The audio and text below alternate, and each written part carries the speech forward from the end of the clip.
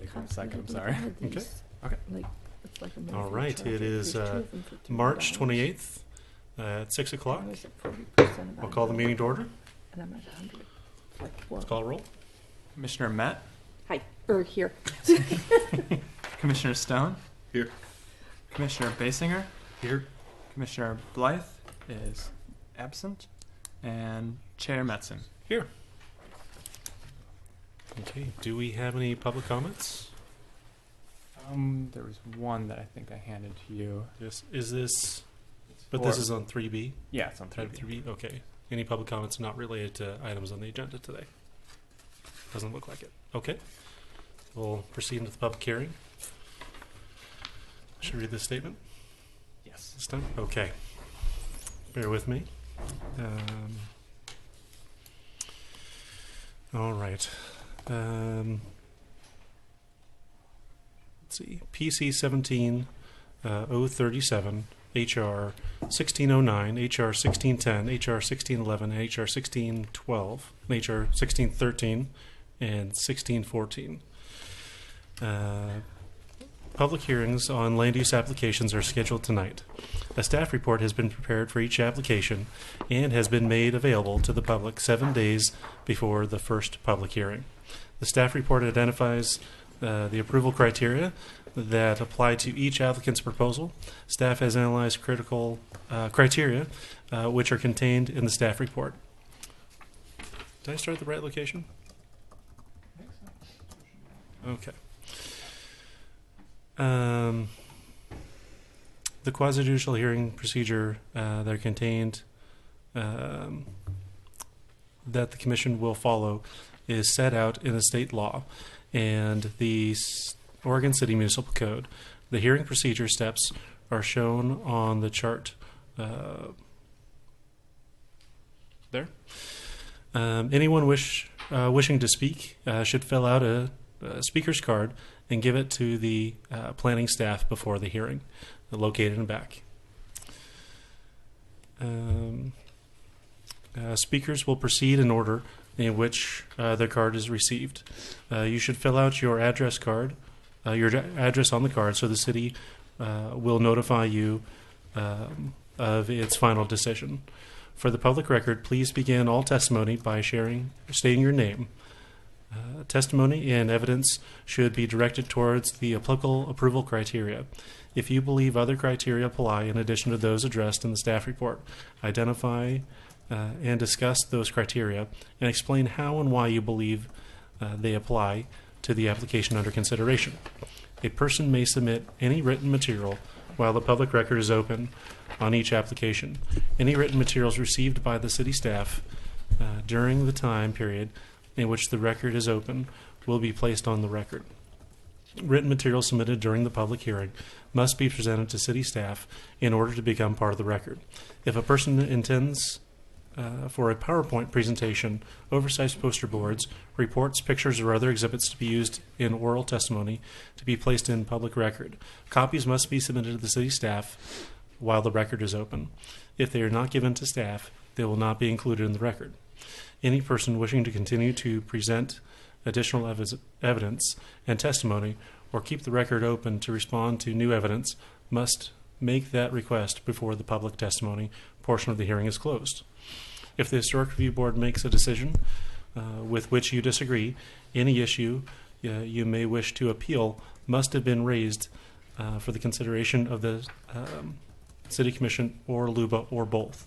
Without raising the issue on the record with sufficient specificity and accompanied by statements or evidence that the city and all parties can respond, the issue will not be deemed applicable to the State Land Use Board of Appeals.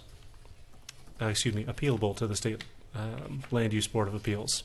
In addition, the failure of an applicant to raise constitutional or other issues relating to the proposed conditions of approval with sufficient specificity to allow the local government or its designee to respond to the issue precludes an action for damages in circuit court. Okay. Now we will open the record for Oregon City file number HR 1609 through HR 1614. A request for proposed cottage homes in the Kaniema neighborhood. Prior to jumping into that, I just want to Okay. ask quick, does the board have any disclosures they'd like to make in regards to this application? Since the last public hearing. Last public hearing. And does any audience member wish to question the board on their answer?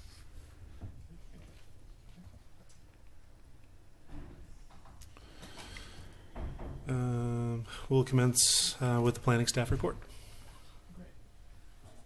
So I have a quick presentation tonight.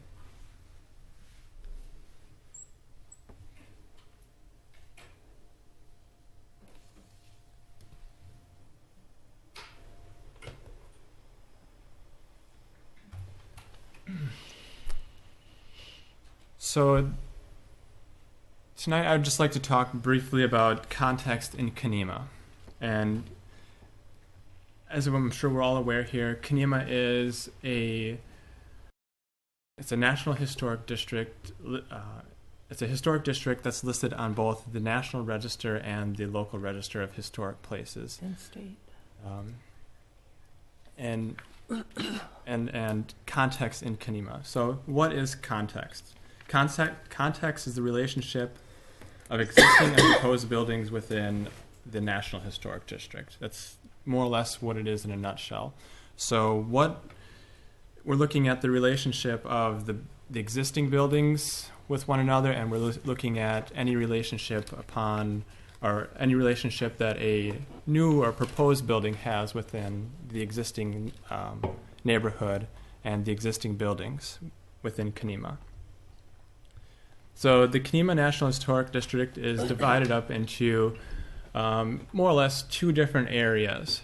Along 99 East is multifamily residential and commercial. There's a few, I believe, car repair places. There's some duplexes along there, just a small commercial corridor. And then above 3rd Street, you have your single-family residential. And just an aerial taken from Google. And to the top, we have 99 East McLaughlin Boulevard, which is your commercial / multifamily residential area. And then above 3rd, we have the single-family residential. And so when looking at the context in the Kaniema neighborhood, especially when looking at up in the residential side of things, the planning staff, when they compose their staff reports, we primarily look at the design guidelines for new construction when analyzing an application. The design guidelines was adopted in September 2006, and it had through the design guidelines, it describes the Kaniema neighborhood from 1850 to present. It describes it as a small shipbuilding, milling town, up into its present status as primarily as a single-family residential neighborhood.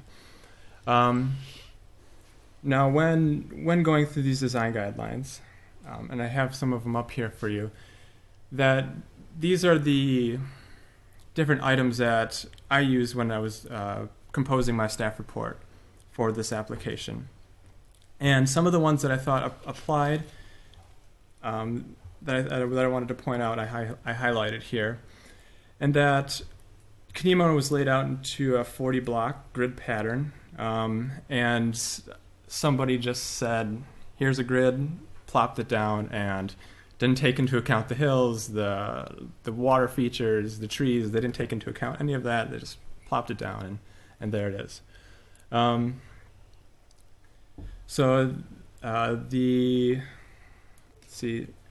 It has irregular terrain. There's streams. The roads don't necessarily follow the grid pattern. They more or less follow the topography, and going up into around Ganong and 4th Street, where this application has been proposed. So, and then another item here is that a lot of the homes that have been built in the Kenema neighborhood were not regraded or filled. They were more or less just put on the site and how as the site exists. They didn't do a lot of altering to the sites besides more or less removing some of the trees that were there. And continuing on, because of this unique topography, some of the single-family homes lack setbacks. They're more or less positioned on the lots where they're not going to fall down the hill.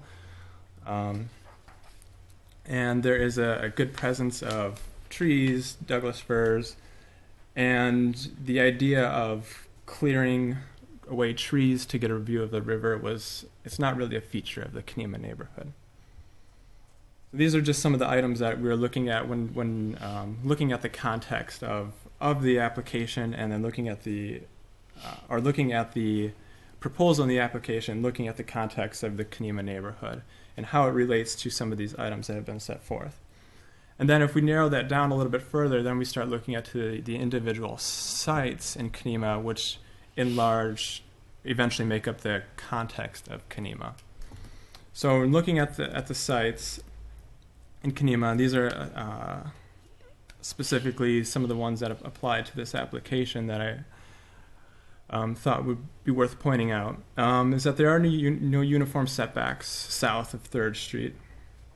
Houses may face, every which direction. They weren't necessarily oriented towards the river. The lots range from 5,000 to 10,000 square feet and contain a single house. The plantings are more or less a forest setting and ornamental plantings to screen and create a sense of privacy. And the house siting house placement is to suit the existing topography. So those are more or less the ideas that I was looking at, or those are the items that have been set forth by the design guidelines, and what I was taking into account when I was going through the staff report. So, all in all, to kind of wrap this around and circle back.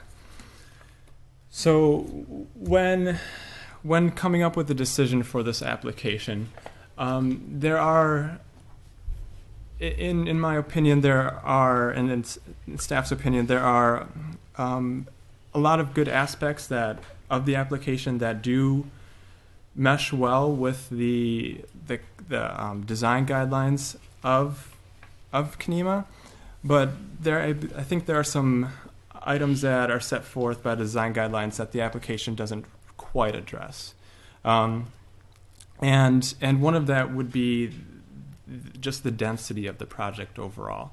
It's something that's a little bit different in Kenema, and I'm not saying to not limit the number of dwelling units, but I'm looking at mitigating the project by applying the dimensional standards of the R6 zoning district. That's what I think the trade-off here would be.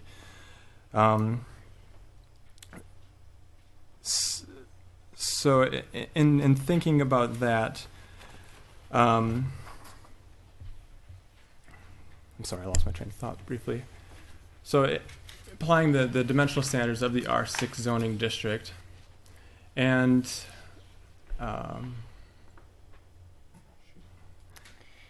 I can jump in here Yeah. too. So just to sort of reiterate what Trevor is saying, this is application for 7 cottage homes spaced over 4 lots of record in Kenema, which are all 5,000 square foot each.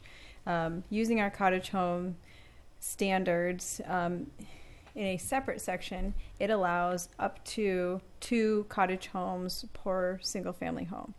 And in this case, the applicant has proposed 7 over the 4 lots. the applicant is not guaranteed any number of dwelling units at all. They're not nobody is guaranteed a house and its accessory building or a house and a garage or anything like that in the Kenema district. The purpose of our review as Historic Review Board is to filter what is allowed to make sure that is contextually appropriate, which is why Trevor is giving such good background on the context of the site. So it's staff's belief that that however many cottage homes can fit on site are appropriate if they are mitigated by meeting the setbacks of the zoning designation. So the buildings themselves are modest in size compared to other larger single-family homes that are approved in the district. So they're smaller, but there's more of them. And to mitigate there being more of that in that context of the site, that's where staff is relying on those setbacks. That, you know, it may be appropriate for one house to use preservation incentives to encroach on those setbacks for whatever reason, but because you have so many different buildings, it's not appropriate to sort of spill out into the adjacent right-of-way or those setbacks. That as long as it's contained on site, however many units that can fit, then it would be contextually appropriate.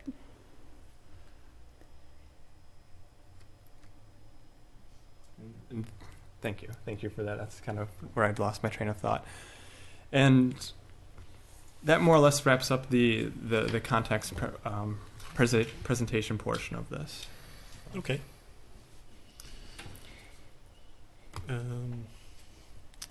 With that, I would invite the applicant up.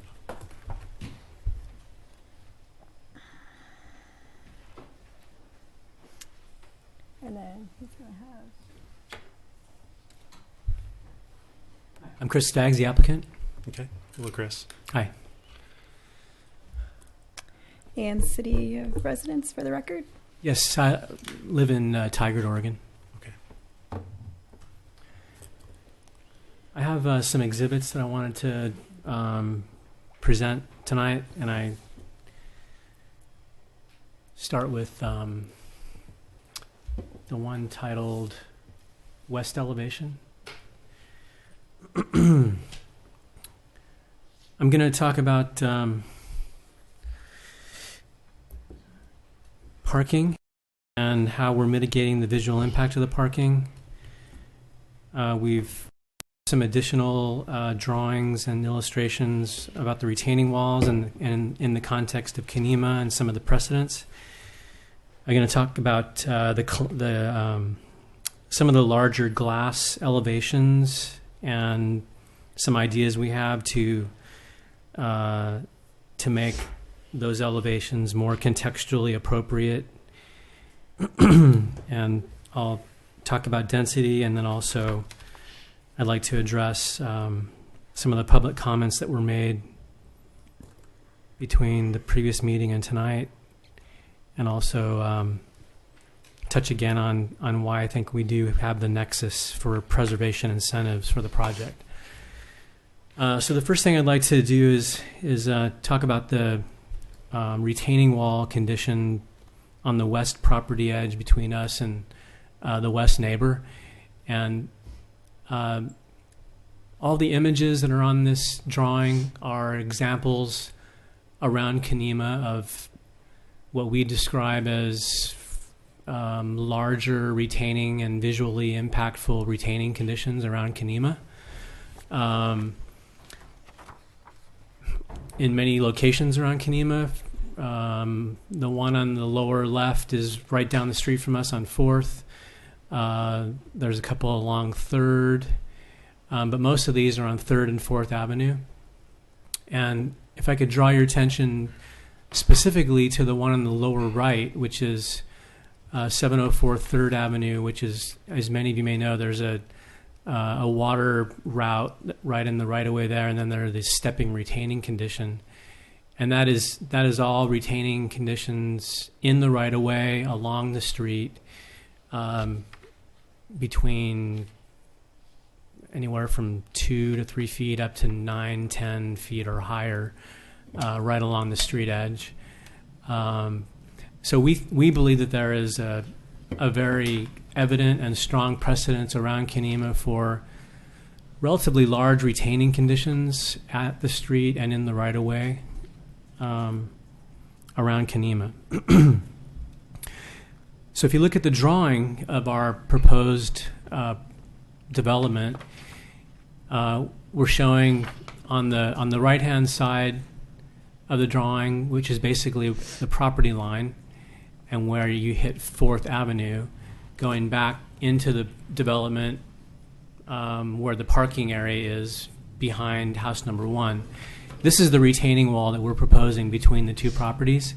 And you can see around Kenema there's a lot of precedence for kind of rockery, basalt, stone retaining walls with landscape elements growing on them and in them and around them, which is our intention for this project as well. We don't intend on building a large concrete, bare-faced concrete wall, but rather a stepping, landscaped stone wall that blends in with the neighborhood. The next drawing I'd like to show is there should be one there titled East elevation. East retaining wall, yes. This is basically cutting through the same driveway, but looking east towards the corner lot. And you can see in the background the adjacent property right on the corner, with all of its structures, the house and the existing barn there on the corner, and our house in the foreground, with the retaining and planting conditions between us and the adjacent property. And then as you come out to 4th Avenue, which is on the left-hand side of the drawing, and by the way, the red mark on the left, you can see the previous. These are developed a little, somewhat from the previous time. So we've lowered the retaining walls from the previous. We've actually found ways to make them lower, and plant them in a way that, again, we think is in context with Kenema and with other retaining conditions around Kenema, especially as you come out towards 4th Avenue. We feel like those are stepping down appropriately and really feeling like they belong in Kenema, in the context of Kenema.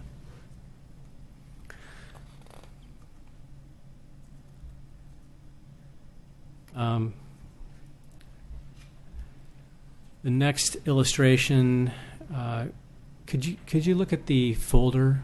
Oh, okay. The view down 4th copy, yes. This illustration is showing an existing photograph of the condition right where our property meets 4th Avenue, and the proposal of that condition there in the drawing on the left. And you can see in the retaining condition there between the house and the property next door how it is stepping down towards 4th Avenue. And in the right-of-way, we are approximately 3 feet to 3 to 4 feet high in the adjacent to the right-of-way.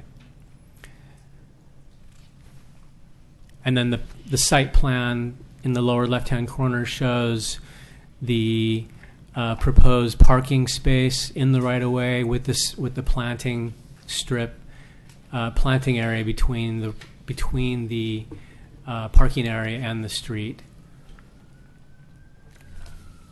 And then the next illustration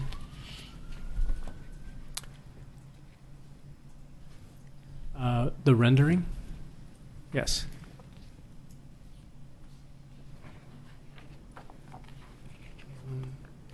I think you might have. Yeah, there we go. So this is a illustration on 4th Avenue, looking at our proposed cottage home on 4th Avenue, with a parking spot in the right-of-way, and then the landscape between us and the between 4th and the right-of-way. And this is the one parking spot that we are requesting a preservation incentive to park in the right-of-way, rather than have that car parked back behind.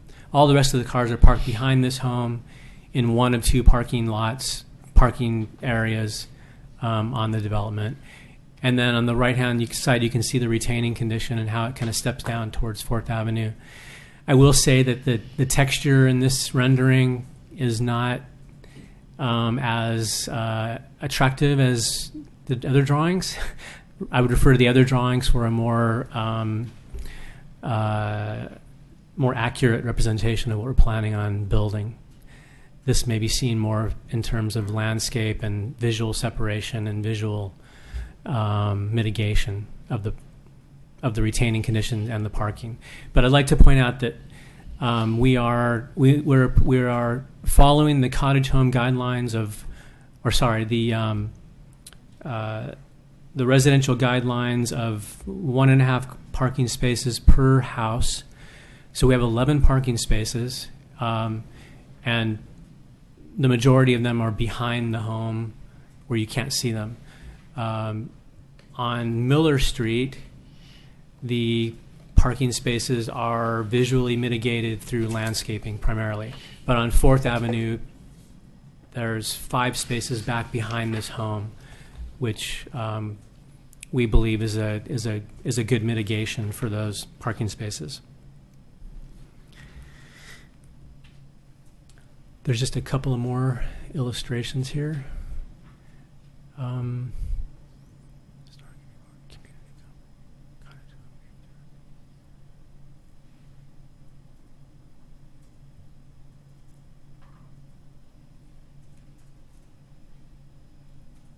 The cottage home HRB set. No, sorry, that's not the right. Sorry. USD Street Wall. House number 4. So in the last the previous version of, and I'm just using this one home as an illustration, but what we've done is we have increased the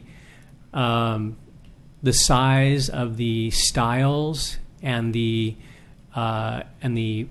frames of the wood doors in that upper right-hand elevation. Previously, they were 2-inch thick frames, but now it's a total of between 4 and 6 inches. And just to bring clarity to what we're planning on building, we're planning on all the doors and windows to be wood, so they will all be Doug fir likely doors and windows throughout the development.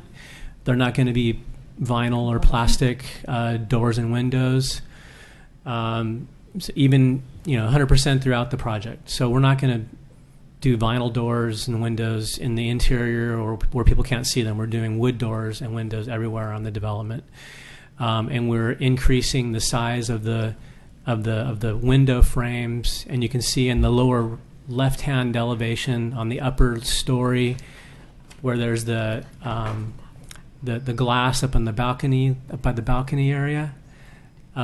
We've reduced the size of the glass, and we've also increased the size of the frames around the glass. And we believe that brings us more kind of in alignment with the context of Kenema and the way that you would normally see a window and a door in the Kenema neighborhood. And all the glass doors on the ground floor, though they're not all shown this way now, will look like the ones in that upper right-hand elevation. So there'll be an appropriate door kick on the, at the base of the door with thickness, and they're made out of wood, so they're durable and long-lasting, and we want to build something that's going to be here for a long time. That's our intention.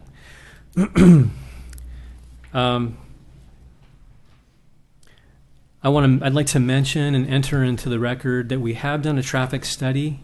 There was some previous concern about traffic in the neighborhood, and we have had a traffic study done by David Evans and Associates, and they have, and this is based on the current requirements that actually we'll be submitting as part of our site plan review. But it's their professional opinion is there would be no inherent safety issues associated with the construction of this project. So we have that and I'd like to enter that into the record tonight. I have a copy of that I can give to Trevor. We've also done a geotechnical survey and report, which also confirms that.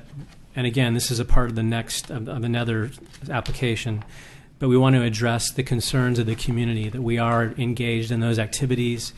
We do have a geotechnical report which gives a recommendation that this is it's appropriate to build on this property and what we're proposing is appropriate for the geotechnical conditions.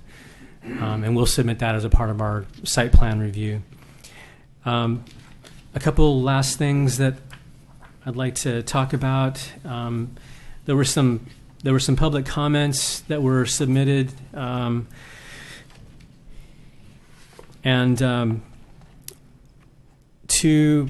three things. One is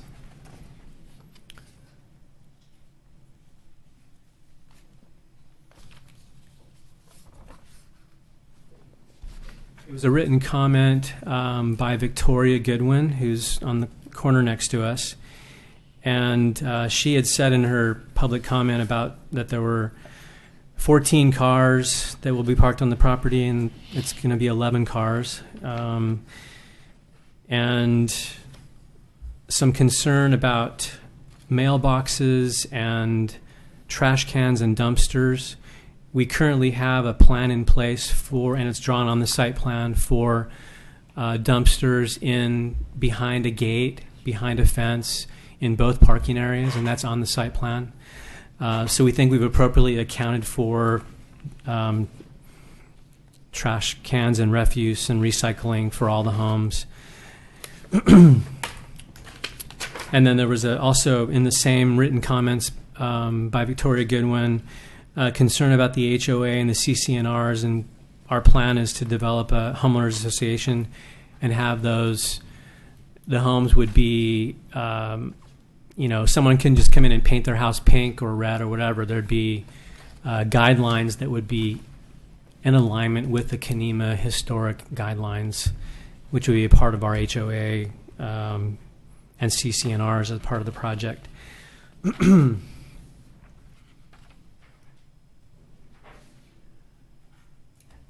In terms of the preservation incentives, we would like to reiterate that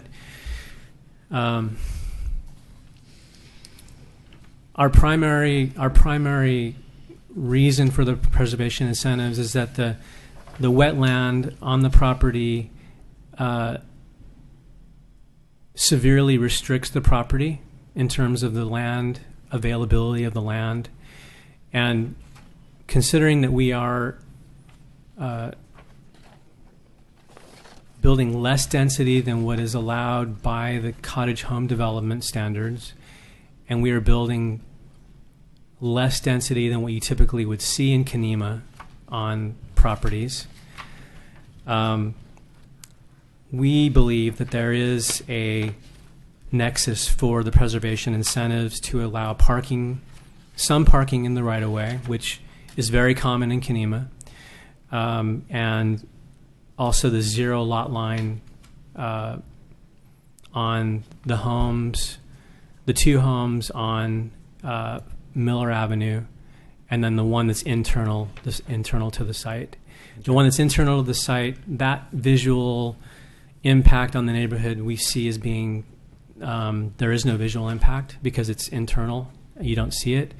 The two on Miller, I just want to remind the board that there's a very large right-of-way there between the street and the property line, a much larger right-of-way than you would normally have. So we believe that the combination of that with the proposed landscaping, we think that is a sufficient mitigation for the neighborhood for Kenema, between our proposed parking and the street. Thank you, Chris. Yeah. With that, I'll have to ask you to stop there. Okay. But I will ask you to stay for a moment. Do we have any questions for the applicant?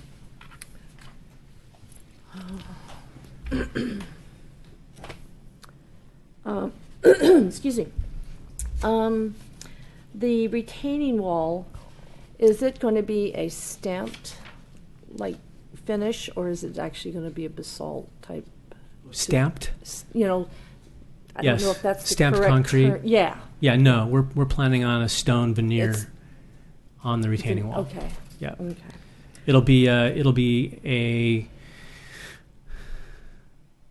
combination of concrete and concrete block with a stone veneer over that. So you won't see any of the concrete or the concrete block. You'll just see a stone veneer with planting. So there actually is it actual stone? I mean, that's going to be facing it, or is it Yes, just actual stone. okay? Yeah.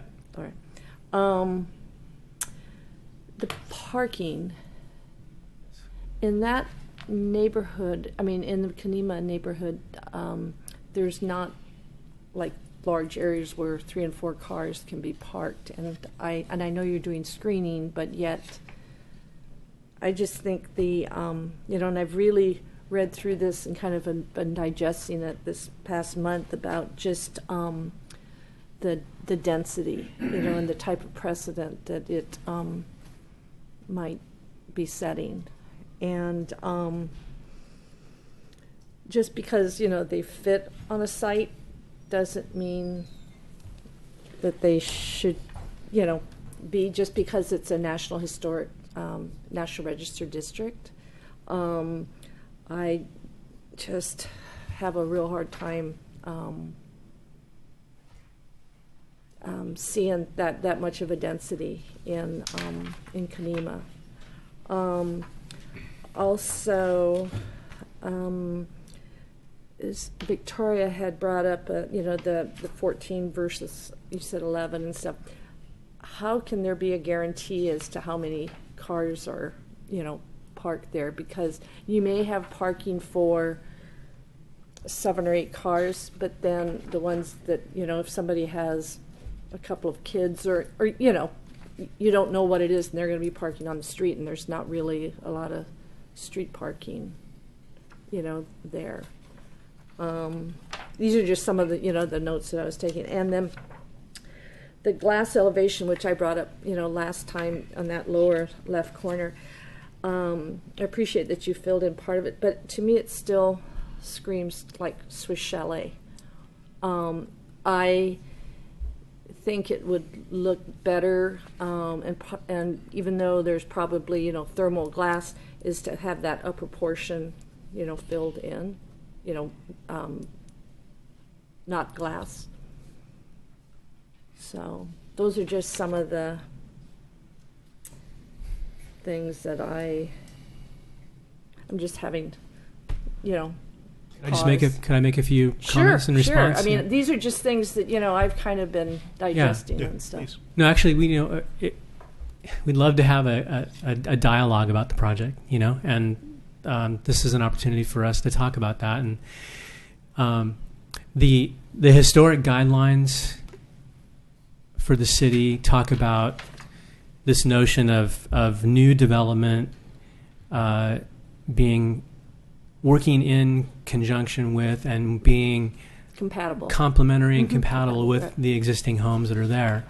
And the homes that were built originally in Kanema, they had limitations to them in terms of what you could build back then. There were limitations to structural limitations and the way they built windows. Today we have much more freedom in terms of how we can expand. And what we're trying to do is we're trying to not only be compatible and respectful to the Kanema neighborhood, but we're also trying to open up more light into the homes, have more views to the outside, so there can be a better connection with the natural environment. And we think that is in alignment with the historic guidelines in the sense that we're creating a stronger respect for the environment, a visual connection to the environment, and having larger openings does those things. So that's sort of the reason why we're doing that. But you also have the skylights, and Yes. So I think it would. You'd still have, quite a bit of natural light and stuff in there too. But And the skylights are all flush. Yeah. internal to the site. None of them Right. are facing the Right, street. and I understand that. And then to address the parking, the way that we're doing the parking is we very carefully positioned the parking in a way that it was not right on the street. Right in the landscape. And there's examples around Kenema of relatively, I'll say, visually less than I'll just be frank. There's some areas around Kenema where the parking is like in your face, and I think we've done a lot to really mitigate But that doesn't make the it parking. No, I understand. Yeah. Yeah, but there's a lot of precedence in Kenema of very haphazard and random parking situations with cars parked in the right of way.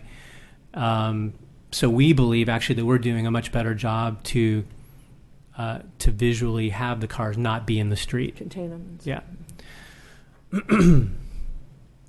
And I know there's a lot of, we've got a lot of moving parts here with the cottage guidelines, the city residential guidelines, and the Kenema guidelines. So there's a lot of interface with those three things. So, Chris, I have a couple questions for you. I just want to make sure, as I'm looking at houses 4 and 5 and 3, which are the ones that I see as having these large openings, the large sliding glass door on house. Oh, it's not there anymore. I believe that was house 4. And then on house 5 is where you have that 2-story window element. Yes. Those are both facing the interior on pretty obscure locations that are not visible from the right-of-way. Is there a large expanse of glass that I'm missing that is directly facing a right-of-way? No. Is there one that is on a side elevation that is plainly visible from a right-of-way? I don't think so, but I'm asking the question because I... No. Okay. No, there isn't. Um, All the large walls, all the large areas of glass are facing internal to the property. That's what I thought. Okay.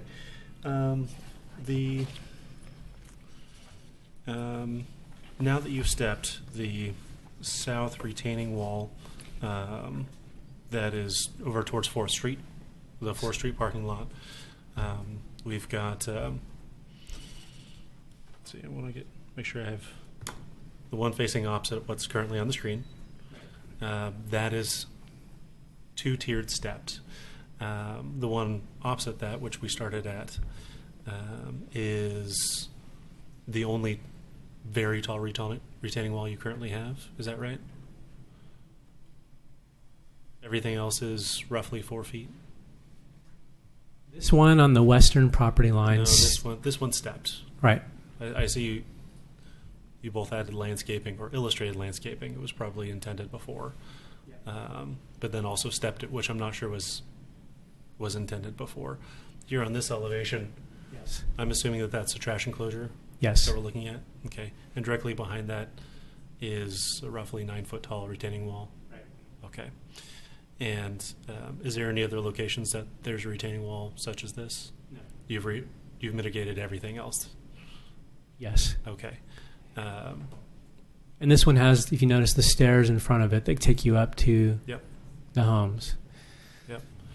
And this is also not visible from the right of way. No. Okay.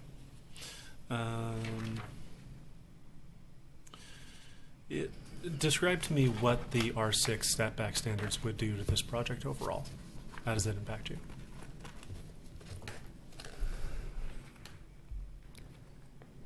Along Miller Avenue, it would push the homes closer to the wetland. I don't think you could fit them there, could you? We could make the homes smaller in footprint. Okay. That'd be helpful to kind of go to the site plan to illustrate the point. It would likely it'd be very challenging to fit the homes if we could not have them on the property line along Miller. Okay. Challenging, if not impossible. Yeah, I see that going down to What's the front setback there? Remind me, please. Front yard setback is 10 feet. Side Okay. yard setbacks are 9 and 5, and the rear yard setback is 20. And Okay. we measure, Yeah. So The you- question there will be if Miller is considered a side yard or front yard is a discussion. I would assume that would be considered a front yard. it's a side yard. It's a We side have a yard? technical way in which we measure them. So when you're on a corner, the shorter of the two segments that adjoins a corner is the front. So if you're on Miller, Oh. that's the Huh. long I side. never knew Be a that. side. So the setback there would actually be 5 feet, correct? On Miller? If 5 on that side, if you have 9 on the other side. But Yeah. Okay. But you can see the proximity to the wetland is, we're close already. Does anyone else have any questions for the applicant? Can somebody just please clarify for me the so they're allowed 4 homes, right? Using There's 4 lots. not applying the cottage. Correct. So yes, there are 4 existing lots of record, and which would allow for 4 single-family homes, right? I guess the site plan is just not clearly showing the how those. Okay.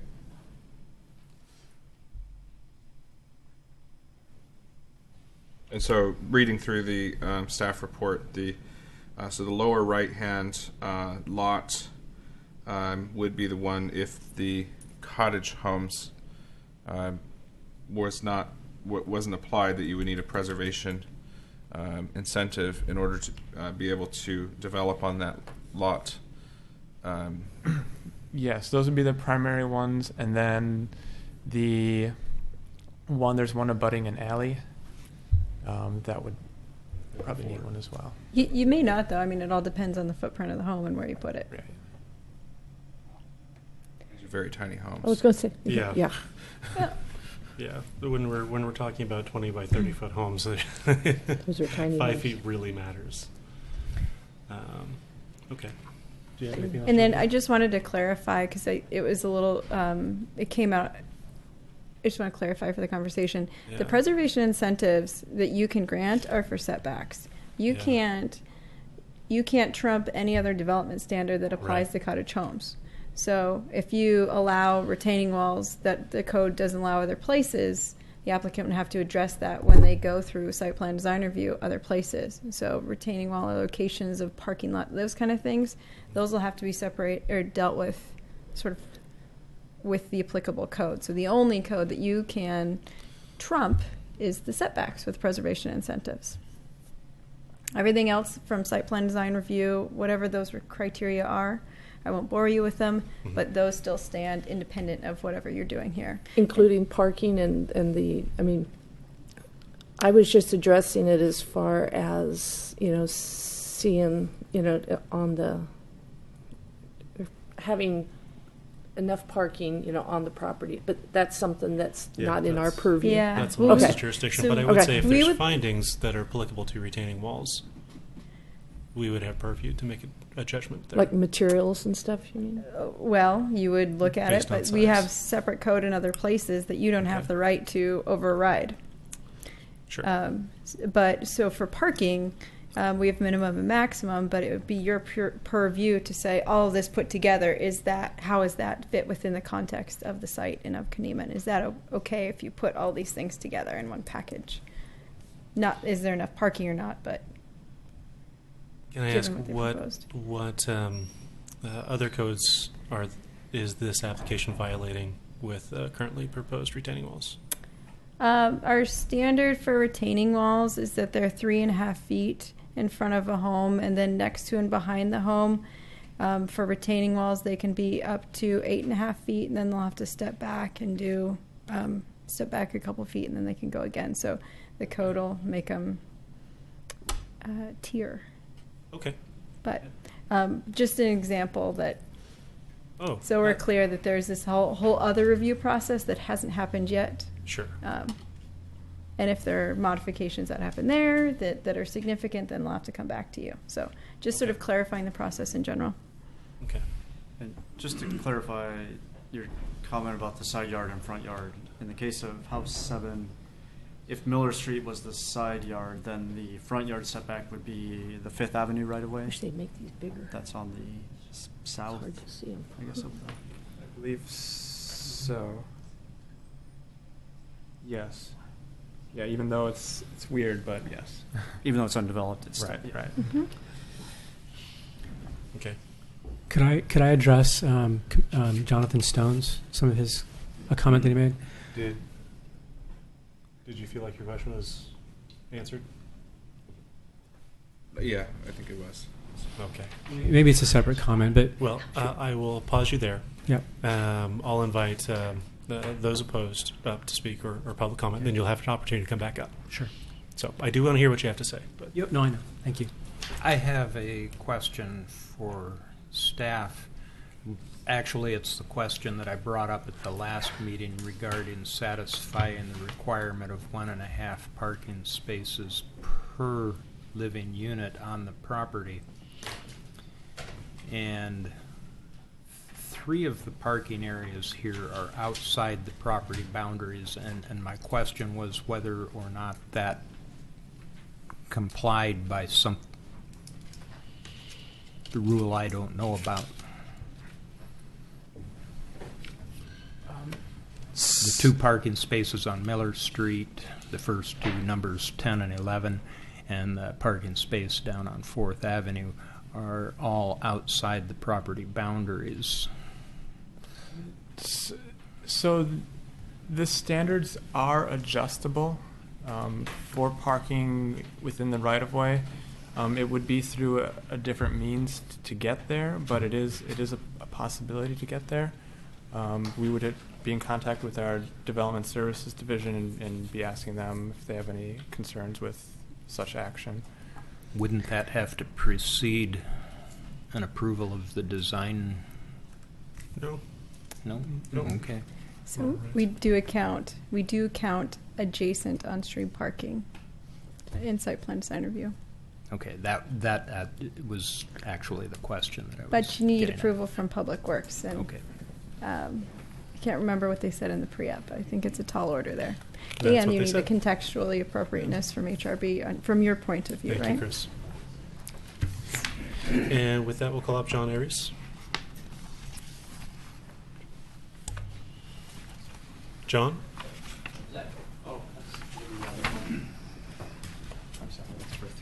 Oh, I'm sorry. Paul Kirk. Oh, those Just 3 showed feet. up.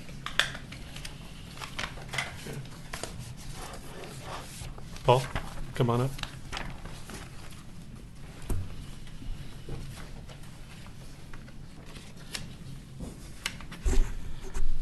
Paul Edgar. I'm representing the Kenema Land Use Committee. Okay. May I comment right now? There is no land Hold use on, committee. hold on. I did receive an email from the chair of the neighborhood association Okay. that did identify that Paul could not speak on their behalf. Okay. Thank you So for that that would limit it to clarification. 3 minutes rather than 5 minutes. Okay. So, I think she's here if you want questions for the chair. Paul, you have 3 minutes, and please, let's be honest here. And just to clarify this process from the city's perspective, it's just whatever the chair tells us. If there's issues with the neighborhood, then they can file a grievance or sort of work it out. So we just listen to whatever the chair says. Okay. So we're not picking between whatever information we're getting, just to clarify. Thank you. That's very helpful. Thank you. First of all, we're asking for a continuance of this hearing as we perceive that there's too many issues yet to be resolved. In the review criteria, we see errors. Errors in the past are not justification for repeating errors into the future. We see no justification for preservation incentives to continue errors that are in violation of city code and historic building guidelines. Setbacks for each lot of record are independent, not collective and therefore we have to determine each setback as per each lot of record because that's what we have in Kenema. Setbacks from wetlands. The client is asking for a setback from wetlands. Yes, he can do this, but that's inconsistent with OCMC code for the reasons and justifications of protecting water and the environment. Hydrology of the site. The site has flooded multiple times in recent years, sometimes up to 5 feet over the water level of the site. It would flood virtually all of the buildings. Design compatibility. The mass, size, siding, and density are not historically found within Kenema, and therefore this is incompatible. The proposed development is not compatible with the immediate house right next door on 4th and Miller. These designs cannot be found in Kenema in any place. Therefore, they detract. The location of these houses, cottage houses, are to be packed on lots. Our code says 1 house per 5,000 square foot lot, and there are 4 lots, and 3 of the lots are compromised by wetlands and creek headwaters that collection area that are not yet identified. Separation in feet from house to house is inadequate in relationship to historic siting of houses in the Kenema National Register district, therefore they are detracting. Architectural facades, skylights, and roof cutaways are not historically compatible with the vernacular designs and of this district. Window placements in sites also detract.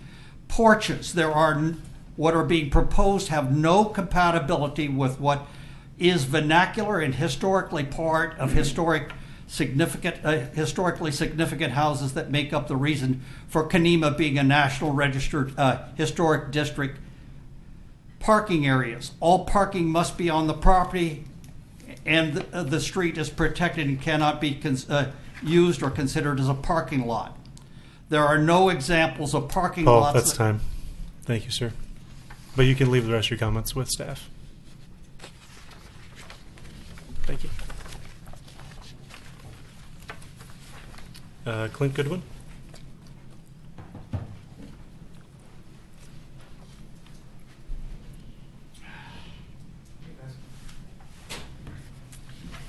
Clint Goodwin, Kenema. I live in the Cassidy house on the corner there. Okay. Today I'm going over the Oregon City Historic District's rules for building. I've turned in a sheet with you guys before with attachments. Today I wanted to address page, I'm not giving you a copy because I know you all have it, and it's all accessible. But page 36, the second in spacing, says not allowed.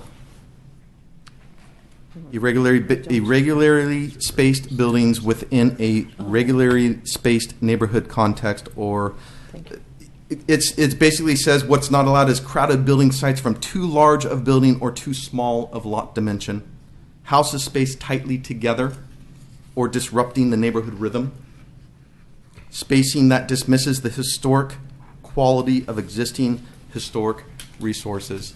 That paragraph alone X's out this whole project, in my opinion, and it's written right here in your guys' guidelines, which I'd like to hold you guys accountable to. You guys are on this board to protect our neighborhood.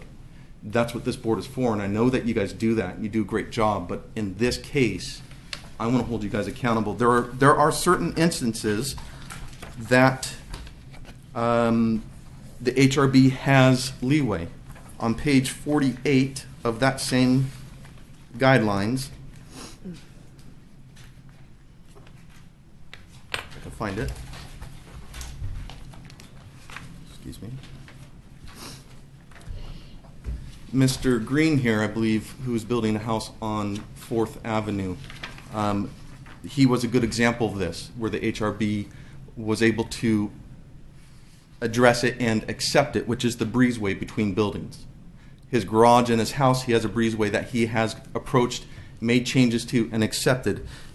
It's in the not allowed section, but what it does say is by HRB approval. A lot of the things that I've pointed out to you in my last documents and today's documents does not say by HRB approval. It says not allowed. Things that Paul just mentioned, they are not allowed. There are things in here that are not allowed. And if these are able to be walked all over, then I want to build apartments on my place and sell it off. Why wouldn't we all? Because if that's the way the neighborhood's going, I don't want to be there. If this happens, I don't want to be there. If it does happen, maybe he'll buy my lots from me and he could build more apartments and Kenema could just go down that path. But that's should not be and is not allowed. And that's where we're at. And I would like to hold you guys accountable to that because you are our last stance against something of this magnitude and atrocity. That's it. 1 second to spare. Thank you, Clint. Question for staff. The Kenema guidelines change between everything north of 3rd and everything south of 3rd. Is that correct? Yeah, that's more or less the distinct... The placement, regular versus irregular? Right. Yeah, because along that 3rd, that north of 3rd is where the historic commercial is located, and it has some different standards, whereas, yeah, that's where the distinction is kind of broken Correct. up. So north of 3rd, it is required to have regular buildings. South of 3rd, it is acknowledged that those are historically irregular. Correct. Okay. And I just want to mention that even though it does say regular, the commercial standards that can be applied do allow for some closer setbacks and items like that. So. Okay, thank you. I'll invite Tori Goodwin up.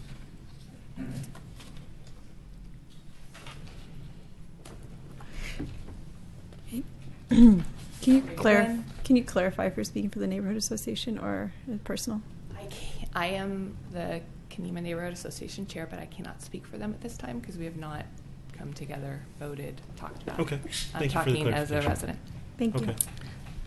And I live on 4th Avenue, and I do not speak as well as my husband. I'm better in conversation, but I'll do my best. I think he spoke well. I think where my biggest concern is the historical aspect of this neighborhood. We all bought in this neighborhood knowing the historical aspect, the historical rules, the regulations we all had on our property and on our homes. And I also have read the historical guidelines pretty well, and I see throughout the whole, all the wording is harmonious, rhythm, all the stuff that this doesn't really do for us. Walking, if you take from my house up to the children's park on 4th, and you walk and you look on that left side of the road, all the houses are up and back, and there's a driveway that goes to it, and there's nothing right in your face on that side of the street. It's gonna change, and I understand change. I understand let's build homes, that's a good thing. But to take something brand new, that's new for the city, new for our neighborhood, cottage homes are so a new concept, new parking lots are new. And new homes are okay in Kenema because there's guidelines to regulate them. This is a brand new, we're all biting off something we have no idea, we've never done before, And I really feel that those wetlands and the preservation incentives that are being asked for, I feel like that's really becoming personally my problem at this point, because as that property encroaches around me because of it, it also encroaches on the neighborhood, the parking situation, more things in the street, more people. And like I said, the accessories that go with this community we're not talking realistic yet about what possibly could happen. Yeah, we can talk best case scenario, but worst case scenario is a possibility. And I just hope that incentive that he's asking for, you realize how much that's hurting around us and the flow and harmonious way of living that Kenema is, especially on that corner. So that's it. Okay. Thank you, Tori. Do we receive any other comment cards? No? Okay. With that, I would invite Chris back up.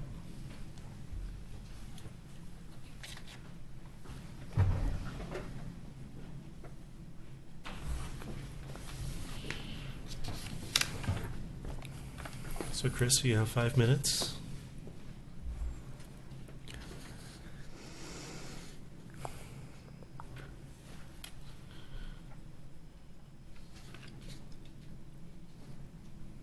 Just really quickly on some of the comments that were just made.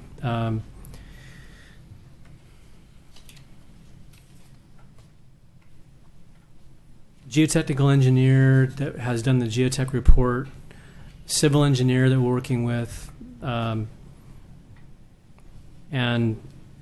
all the best practice standards that we're designing for would, there's no indication at this point that there are any dangerous or situations with flooding or with the water associated with the wetland.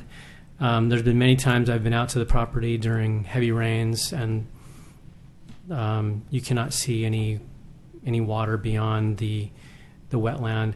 The graphic on the drawing that's shown right now, is it the red button? Red button. Okay. The graphic that we're showing of the wetland is showing a setback from the actual. The water actually runs along a pathway that follows this, and it continues on that way. So this edge that we're developing up to is quite a distance away from actually where a strip of water about a foot or two wide usually runs through the property. And I just want to remind everybody that we purposely delineated the wetland and see it as a amenity for the development and the neighborhood.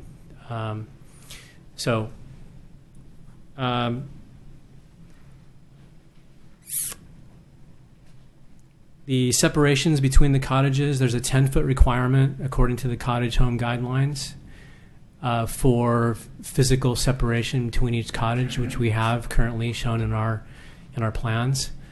And we are following the cottage home guidelines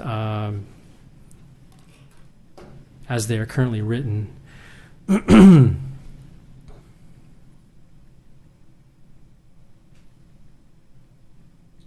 There are a couple things I wanted to just remember as we're developing this project, and there's on page 7 of the historic district guidelines for the city. The third paragraph says all buildings and related construction utilize the following principles in their design, and there's a list of principles: style, siding, building form, design composition.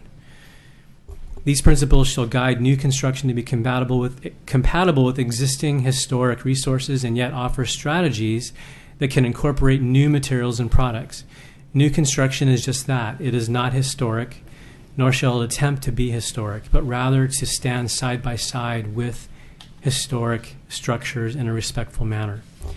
And if you look at the style that we're proposing, it is compatible with the existing homes in Kenema. The siding principles that we are using follow siding principles in Kenema.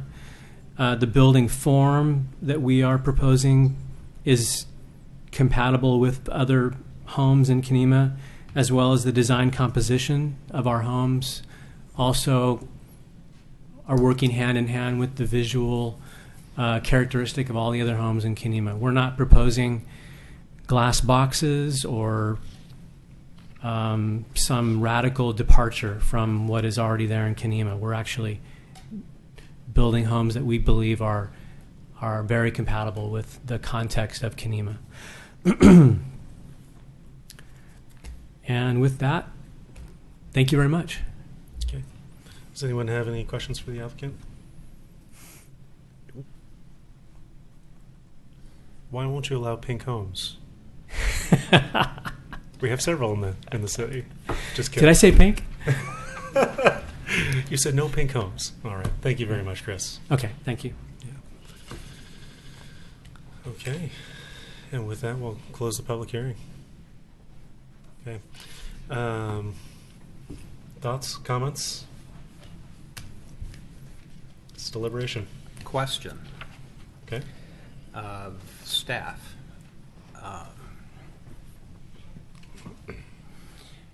How has the cottage concept been reconciled with the historic district standards? You've heard people speak of the requirements of the standard of the new construction on page 36 and 48 of the historic standards. When the city approved the concept of cottage developments, was there a reconciliation for the historic district? I don't know if was thought out when it was originally brought up, but You are the reconciliation. It's all context sensitive. and, So we I didn't thought need you were to gonna say that. reconcile it. I was afraid you have. and the historic code can take place. The historic code comes first in Kenema, so it's up to you. Another question for staff. So what level of change to the design would require a re-review or to come back to the Historic Review Board? So we heard the applicant say that application of the R6 standards would require significant changes if it was even possible.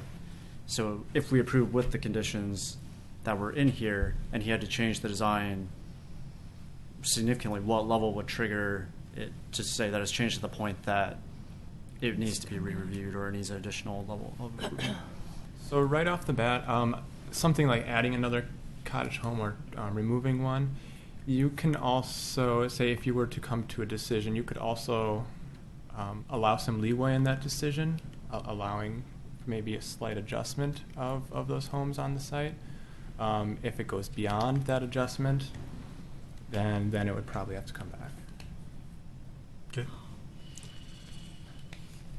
Go with this direction. I don't know. I'm just, what we do is setting a precedent, and I know you can do it with conditions and stuff, but I just, I have a lot of problem with the density, I guess you could say, and the impact. So I will, probably as it is now, I probably wouldn't be in favor. Just saying. I'll say that the staff recommendation was for approval with conditions. They had a host of conditions specific to each house. But you're saying you would not be in favor of approving this even with staff recommendations?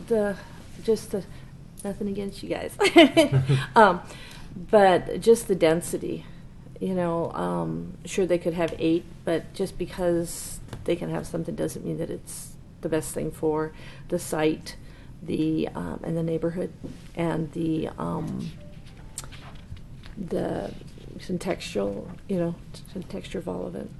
You're one questioning the 8 houses?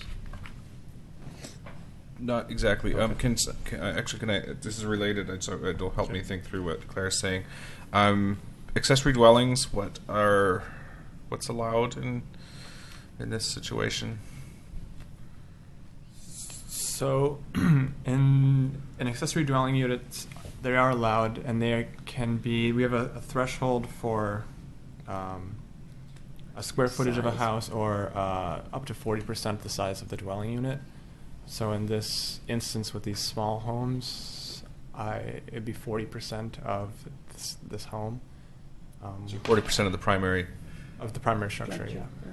So you could have 4 houses plus 4 ADUs Sheds if you and- could fit them there. And so ADUs can be either attached or detached, and again, we're filtering that through HRB. Mhm. So if it makes a giant house, maybe that's not appropriate, or if it makes, for whatever the context is, maybe a site can't fit 2 buildings. So Yeah. again, nothing is guaranteed, Well, that's except one house. Yeah. That's why I'm asking, because I happen to live in an accessory dwelling in Oregon City, and I wasn't sure what the difference was between the primary house and the dwelling. But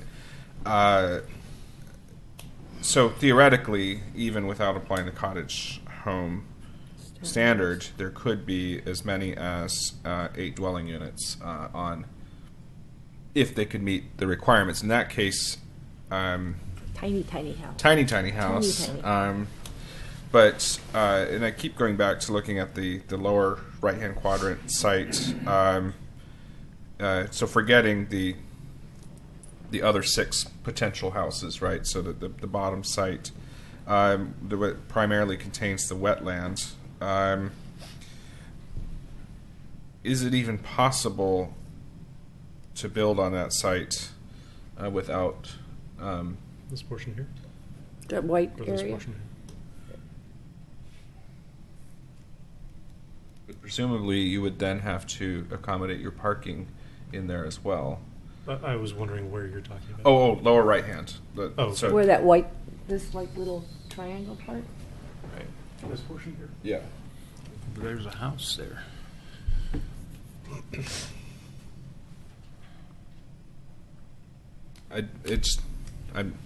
That corner bothers me just because of, the Encroachment. that it would require the preservation. Sorry, I'm losing my words.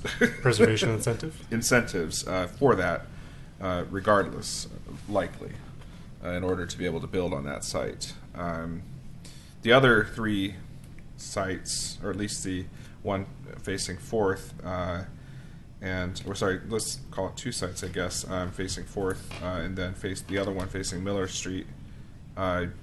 You could probably pretty easily build structures there, but Then you'd have a big ugly parking lot facing all of Miller Yeah. Street. It's true. You could put a parking lot there and get all of your parking on site. But do you want to have a big old parking lot visible? A wider parking lot. I mean, I think that this project has done a very good job of fitting 7 homes onto the lots that are here. The applicant, I'm guessing, purchased these sites thinking about the cottage home standard, and maybe didn't realize the challenge potentially of getting it through a historic review. Or being the guinea pig, I guess, of applying the cottage home standard in Kenema.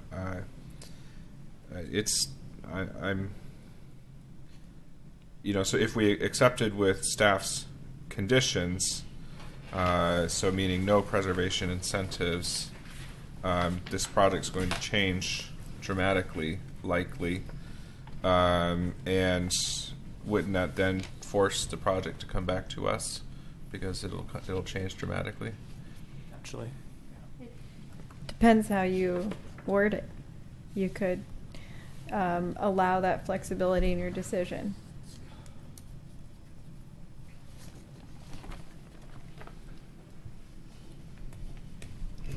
I will say that I've looked at several sites throughout Oregon City and Kenema with these cottage home standards. They are complicated, and I was not there in the drafting of them, but my understanding is that it is focused on creating smaller, cute, quaint, perhaps is a better word, housing stock, affordable by its nature of size, and that is not cookie cutter. It is actually pretty specific in there that it shouldn't be repetitious. This project is all of the unpleasant and difficult ones that I've ever seen all wrapped into one.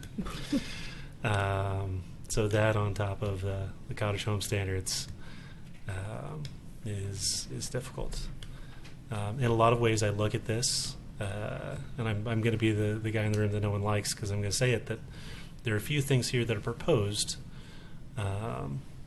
that haven't been approved by most of the people on this board.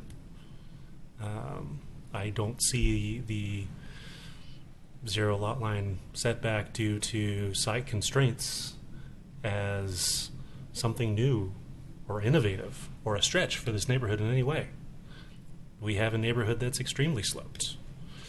I'm thankful that the applicant did not try and traverse the wetland to get two houses in the southern portion that we're not even addressing. Mm-hmm. Right here. Granted, it's sloped, but you can build houses on steep lots. I see that the historically appropriate, challenging portions of these structures are facing inward. The next item on the agenda, sorry to pull you into this, Todd. I remember some time ago you had two items on the docket. One was a Spanish revival, and the other one was a house that was going through some alterations, and there was a portion that was inset facing a creek. That hardy panel was proposed, which is not allowed, and it came down to this is, well, I don't exactly recall the findings, but I believe they were specifically stated as it's in no way visible from the right of way, and not of historical significance on that house, and that was allowed. Much like we have houses in houses 1, 2, 3, 4, and 5. We have expanses of glass that are inset on a non-right-of-way facing on areas that in no practical way could it be considered to be right-of-way facing or visible from a right-of-way. We last month took a look at an application from a gentleman who's here today and had long discussions about his deck, which, though may not be visible from the highway, I still think it can be, and that's why we put some additional constraints on there. Though it could be looked at as non-congruent. You get down by 99, or when you look up a hill, you just see things, whether you intend to or not. There are view corridors. Here, I don't see how that could possibly be viewed. And the street-facing facades are respectful and historically appropriate to a large degree. The massing is very, very historically appropriate to the original houses in Kenema. When I look at this, I'm going to point you out here. There's that pocket of 4 homes, you own one of which, and I look at those and think, gosh, those are massively oversized for the Kenema neighborhood. And you kind of shrug and say, well, that's a step forward, and homes today are not quite built to the same in the same way they were before. But I look at an opportunity not to have 4 large houses here, and that's pretty intriguing that someone actually came up with a concept to put smaller houses here. I think economics drove looking at the cottage home standard probably more than anything else, because he could get more homes on here without going through means of having ADUs and having other setbacks. He was able to place the houses and the parking in a way that would not be viable otherwise. Though I don't really want to get into parking, I look at this parking and I'm glad, 3 of the 4 facing 4th Street are tucked behind a house, and the others are at least grouped together, and spot number 6 is beside a house rather than attached in line with the others, to help mitigate that to some degree. I don't think spots 10 and 11 are going to be in place where they're illustrated, and I don't know if Public Works will allow parking in the street. I'll say I took a couple different phone conferences this week in that neighborhood just to sit and observe. I probably spent hours there, and there are a few streets without cars parked on it. So I would question Public Works' approach if they did not allow street frontage parking there. I really would. I think it would have more to do with pressure from the jurisdiction or from the neighborhood than it would actual justification of not allowing street parking there. All in all, I'm in favor of approval with staff's recommendations excluding those regarding house number 4, regarding the panel or the extent of glass in the doors. I propose to take out item B. That the portion of that referring to the sliding glass doors on the back, and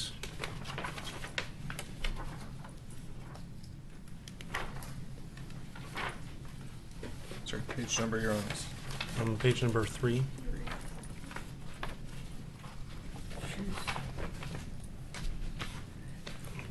The last sentence of condition of approval B for house 4 states sliding doors are not permitted on any portion of this house. That's what Yeah. you're proposing to strike? Well,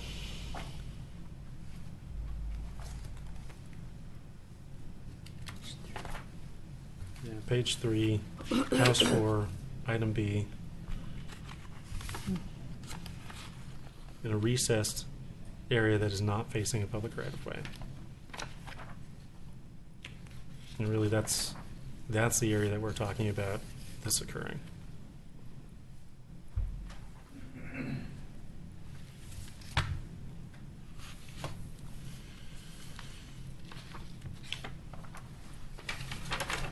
B. For B, yeah. So you would like to see that sliding door there. To allow a sliding door? Is what you're saying? Provided it is of the construction and quality described in the applicant's testimony. A wood door, which is visually consistent with a French door, which would be allowed. I mean, that's what we're talking about here. If he was to have a set of French doors with side lights.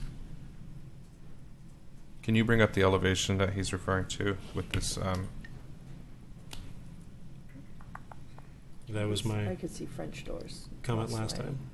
Well, we're talking about visual aesthetic and functionality. And visually, they're identical. Functionally, they operate differently. So, I concur that I would not approve or support sliding glass doors if they were vinyl or Normal fiberglass. Yeah. Right? So this is an older elevation we're looking at. I think we need to pull up the new one. Okay, so we're looking at the one in the upper right-hand corner, in which you have stiles and rails of more substance.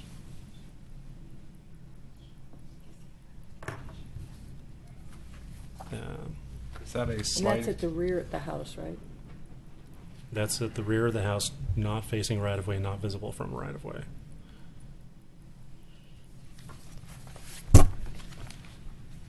Oh. Again, that's the wrong elevation. Right, so they reduced some of the number of, I just want to clarify okay. the changes. So, Mhm. so they reduced some of the numbers of windows. Doors? Or door, Windows, yeah. Sliding So- And then obviously the staff report is written on the elevation that was submitted with the approval. So if Yep. you're looking at a different elevation, you want to Right. make sure to condition whatever changes if That'd you be like those changes. A216 dated 12/23/16. This was the one that was submitted that was reviewed. So it looks like they removed. I'm sorry. So this was the elevation that was submitted. They looks like some of the Removed too. windows or doors here were removed. Windows replaced them.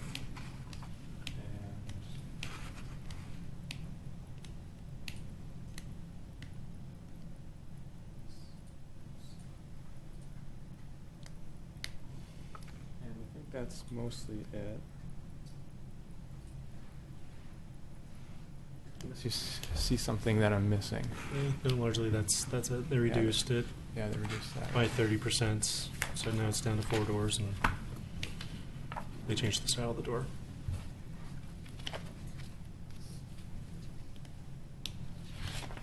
So you're saying permitted, providing that it's Provided that it is consistent with the elevations submitted on 12/23/16 or dated 12. That's the same date That's as the on same the date, they previous. just, Oh. yeah, they're both the same we date. can say Whatever date So the this was updated one.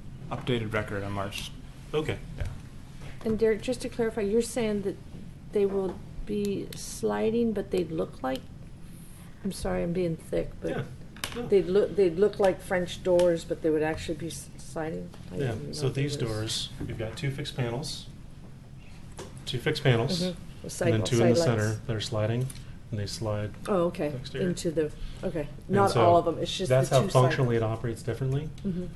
If he had two fixed side lights and a pair of French doors, and they opened in, you wouldn't be able to tell the Tell the difference. difference, okay, I got you. And I mean, so that kind of space saving function is maybe appropriate for such a small home. But True. keep in mind that we're also would be allowing these larger glazing areas facing in. Sorry. What's the right way to add or modify the conditions here? Do they need to be formally moved to add the conditions and voted before the final vote, or because I think I don't want to move on to the next item before we've. Oh, sure. Well, we need to keep accurate notes of what conditions we're modifying, and findings as to why we're making the decision we are, and that would all be wrapped into a single motion. And that motion can be modified. Okay. Can I ask maybe, I mean, other than 4, is there any other of the cottages that people have problems with? You know, should we, and look at the overall proposal as far as, you know, the siding and massing and parking and, you know, and all of that? I and- took. Oh, sorry. No, just, Okay. you know, I specifically took issue with House 1, which they brought down in elevation. When you compare that to the house next to it, it's still considerably lower. I don't feel like it's competing. It's not trying to. I took issue with the way in which the retaining walls were before. Right. One of those These are retaining things walls they was could very address. visible, and they addressed that one from the last meeting to this one.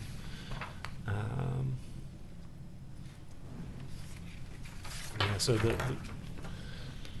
as I look at the other houses, and I agree that, you know, houses 6 and 7 are relatively close to each other.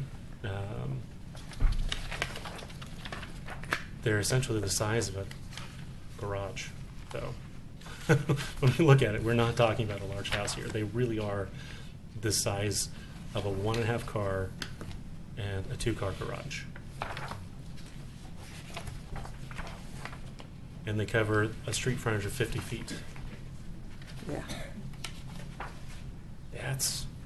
tiny. That's not a lot. But the conditions as proposed would require an additional 5-foot setback. We're going there. Okay. I would propose to alter the conditions of approval not to require the applicant to meet the R6 setbacks. I don't think it's reasonable on this constraint of a site. And given that they're not proposing to cut down trees nor build on the steep hillside on the other side of the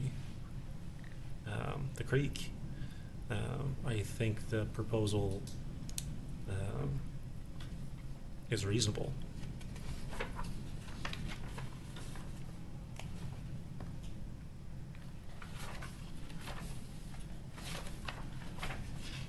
So, what specific item with that?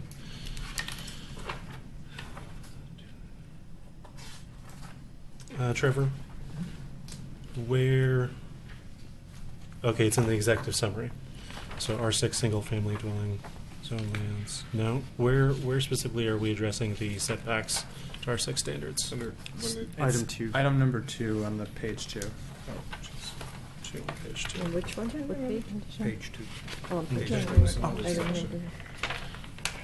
Condition of approval number 2 states the applicant shall reconfigure the site to accommodate all of the buildings and the parking lot on site in accordance with the Oregon City Municipal Code. The applicable sections include but are not limited to, and it lists our dimensional zoning designations, as well as retaining wall height limitations. And it says this may result in a reduction in number of units on site. Yep. I propose to strike item 2. They're still going to be held to retaining wall standards in other locations. Regardless of this, I don't think we have to hold them to that.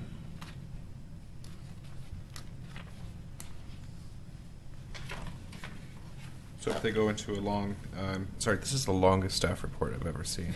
Yeah, no kidding. Kudos to you, Trevor. Wading through it. His first one on HRB. Welcome, Yeah. Trial by So, fire. but starting on page 25 and going through page 27, so the applicant's response and the staff response denied complies with condition, deals with that. So that's the detailed information with respect to the conditions. Mhm. So we don't have a motion on the table. Derek is wandering his way into one, I think. We do not have a motion on the table. And to make it easy, I would entertain a motion to approve. Do I have to say all of these HRs? HR 1609, HR 1610, HR 1611, HR 1612, HR 1613, HR 1614 for the 7 cottage homes with staff conditions of approval.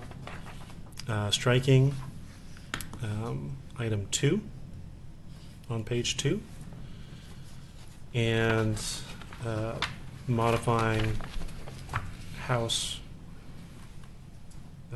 Modifying condition of approval be on house 4. I can read it for you as you stated earlier if you like. Yeah. So the last sentence would be struck and it would be replaced with sliding doors would be permitted provided it is consistent with the elevation submitted on March 28th of 2017. Thank you.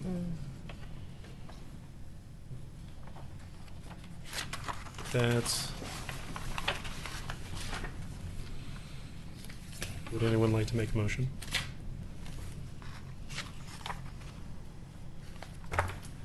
Does anyone have a motion? If not that one.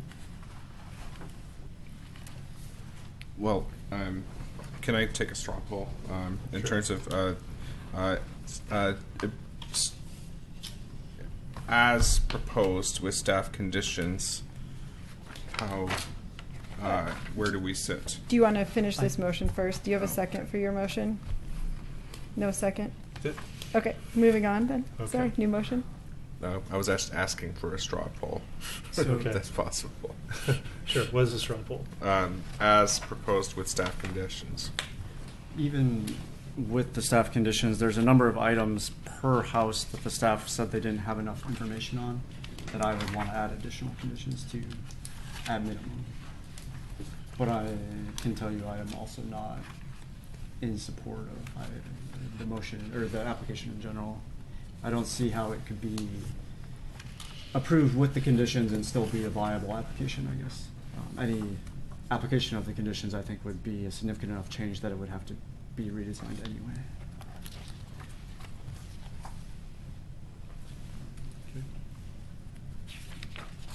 At this point, the way that Ken? it's proposed, I can't support it either. Okay, Ken? When you get down to the question of density, that's, to me, that's where the whole thing centers. There are little areas in Kenema that have a comparable density. But these are very little. I'm talking down on Apperson Street, on the other side of the highway. The little bitty houses down there. Real workers. But they have parking for 6 cars for essentially 2 living units, and those parking spaces are always full.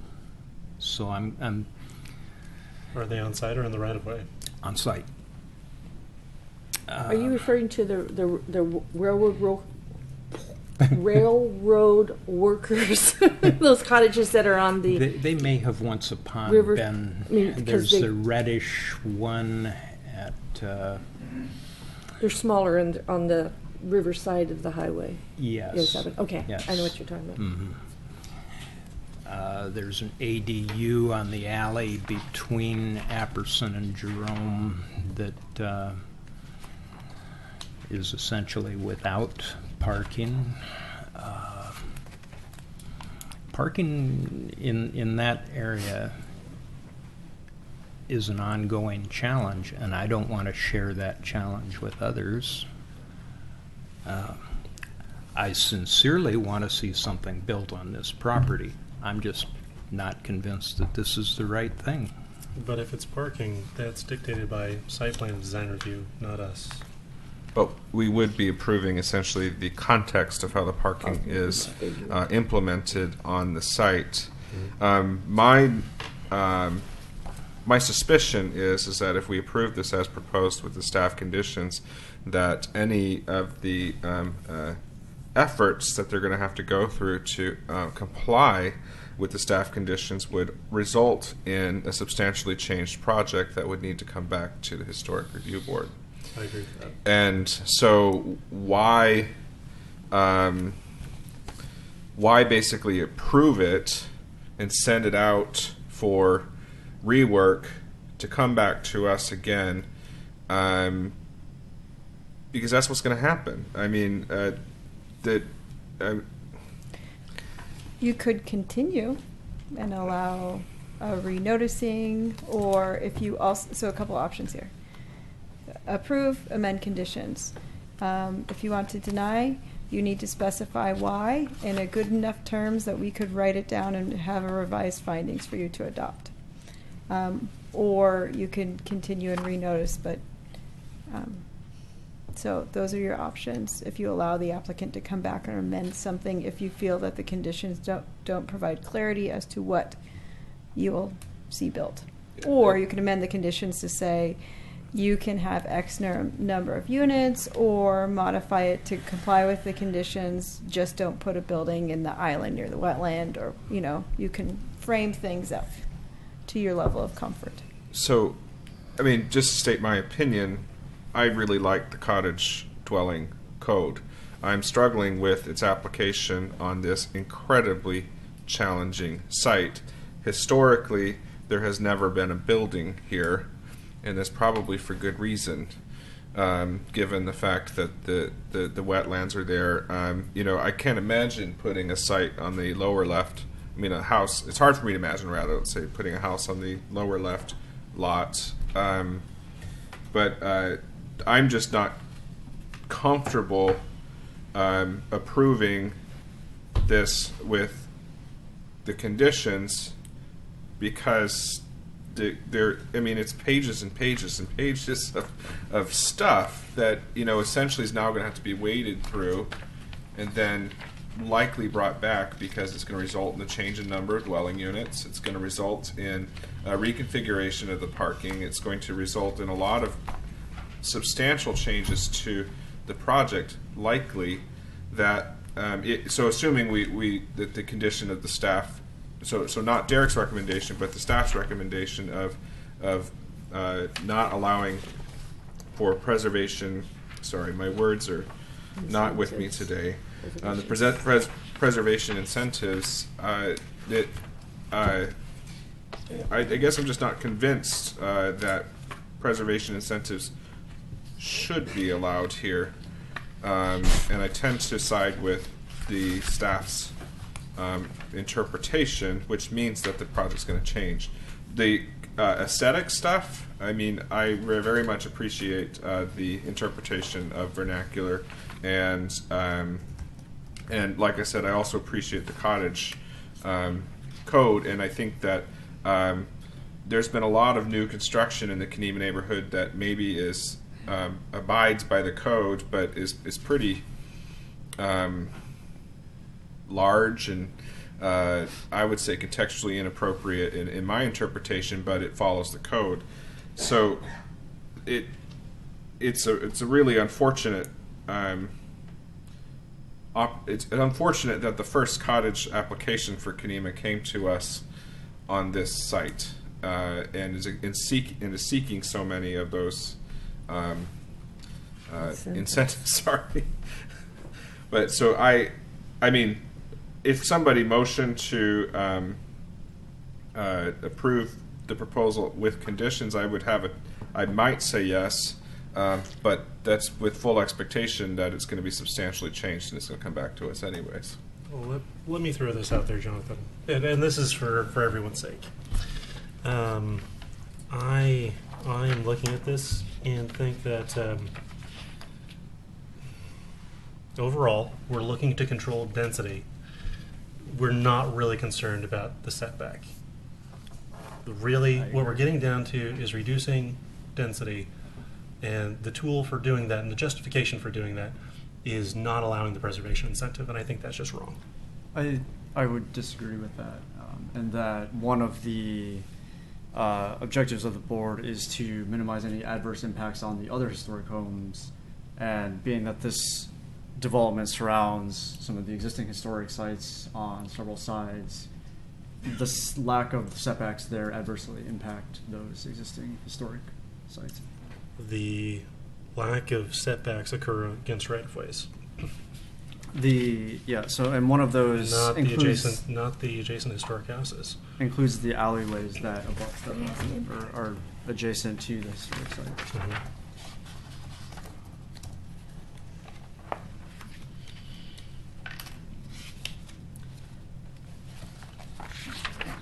The alleyway that is intended to be vacated. So these. What page are you under? I'm on page 7. That one? Page 7. Yeah, on one of the previous meetings, there was an image that showed the. I think all of the areas that the setbacks or historic preservations were requested, but I think that. I believe that House 4 is affected. So House 4 has an appropriate setback along the partition between they and the Cassidy house. Yeah. A zero lot line setback between that house and the right-of-way, which is intended to be vacated, which they can because they own both sides of it. Mm-hmm. 6 and 7 are requesting zero lot line setback. But again, that's facing a right-of-way.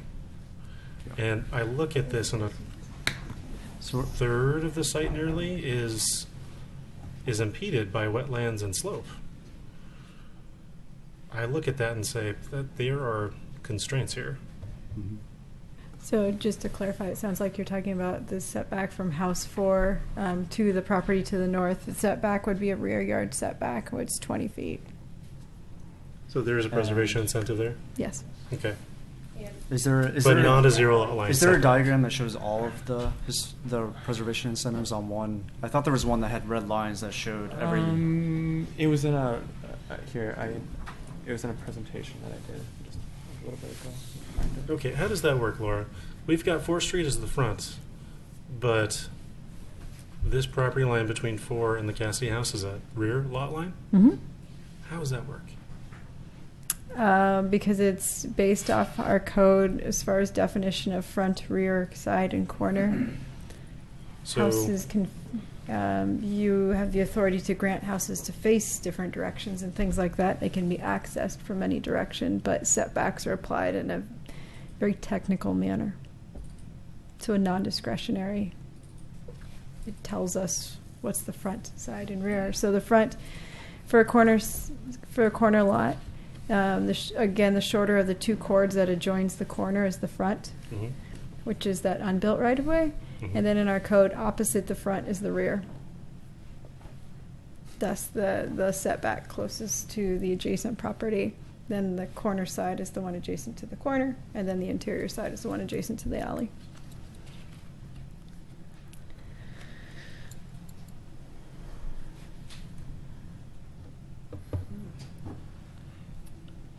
That is not as clear as you make it out to be. So the blue arrows are pointing to the areas that would, where the preservation incentive would impact, I guess, or affect.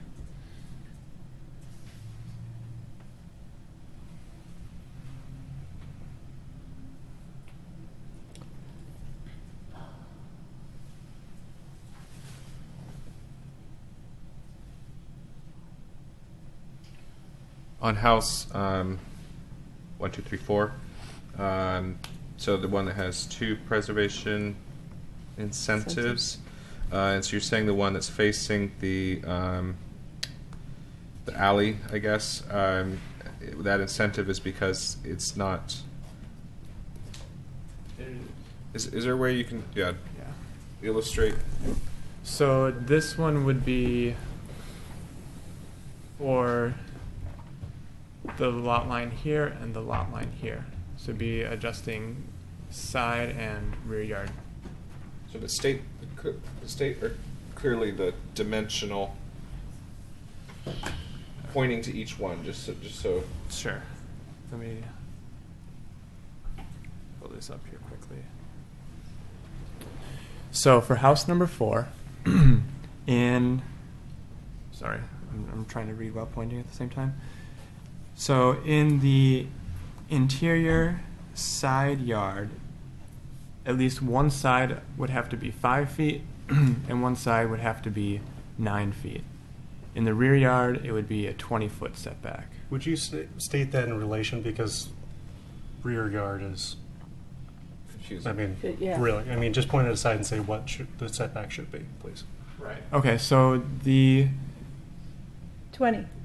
20, There we 20, go. 20 here, and then either 5 or 9, depending on which side. You can apply it to either side. So without preservation incentive, the house would have to move it approximately 15 feet Yeah. down, and then would encroach in its current massing on the wetlands. Correct. Okay, so house 4 goes away. Okay. House 1. What are the setbacks there? House 1, so in the front yard, or just this side yard right here, again, it would be either a 9 or a 5. Okay. So that house would get 5 to 9 feet shorter or Yeah. narrower. Yeah, so that one, you could apply the 5 since there's that buffer on the other side, provided it's 9. Okay.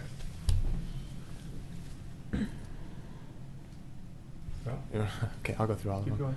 going. Yep. So this could be considered the front yard because that's the 5th Avenue front right of way. So it'd be 20 10. or 10. I'm sorry, 10. Isn't that just 5. facing the hillside? Is that facing the hillside? Yes, but it's technically the adjacent right of way. So the front yard is the shortest length of parcel on the most primary street. I guess you can kind of phrase it like that. So basically the front is not where the front door is, In this case. Not, yeah, in this case, yes. which So throws your brain, like call it a. Never mind. Go ahead. so it's be 10, 5 or 9. 15 Or 15. for the corner. Oh, for the corner. I'm sorry. Yes, for the corner. You're correct. 15, and then 20 in the rear. So the site. Okay. So I look at this and look at the R6 setbacks and say the site is largely undevelopable. I mean, thank you for that, Jonathan. I mean, that clearly illustrates kind of what he's looking at.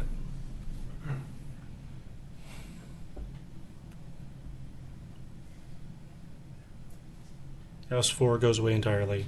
House 6 and 7 go away entirely by the time you implement a 10-foot and a 15-foot setback. House 1 is 5 feet narrower, so now it's 20 by 24, approximately, I assume. And you have a resulting of houses perhaps 1, 2, 3, and 5. So we're back to 4 houses. You could reconfigure some slightly too, right? Well, there'll They be more could- room on the lot, you know. If But you have less. But you're still putting on parking, so it gets reconfigured for sure. Mhm. Maybe house 5 gets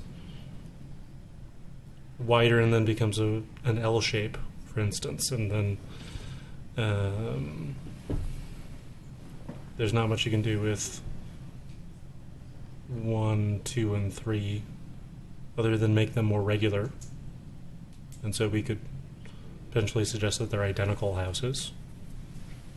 I don't see how that's a better design. I don't see how that's really getting towards the stated goals. It gets you less density. But I think if you're after less density, you should clearly state that the objective is less density. Not that cottage house zero setback standards or these preservation incentives due to site constraints is what you're after. So if I may ask a hypothetical question. So houses 6 and 7 are essentially in place of 2 other houses, 2 separate. So you could cite a house here on this lot, and then you could cite a house back over here. On the wetland? In Well, it's a theory, it's a tax lot. I mean, it's a site, whatever you call it. Yeah. Outside of the gray area, you can put a house. But no, because the setbacks wouldn't allow it. So that regardless, to develop on this site, preservation incentives, at least for a couple of these lots, would be required. Yes. But then individually, I mean, how would you justify not giving a preservation incentive if he was putting a single family home on there? You really couldn't. So again, you're looking at the overall context of what they're proposing and the overall impact of that. If that means removing something because there's too much stuff in a little space, then that could mean that thing. If you have a condition of approval to remove one home, for example, Sure. and its associated parking would go away. So And Jonathan, I'm sorry, Jonathan, perhaps I misunderstood what you were saying, but it looked like you were evaluating what would happen if these were developed as single-family lots.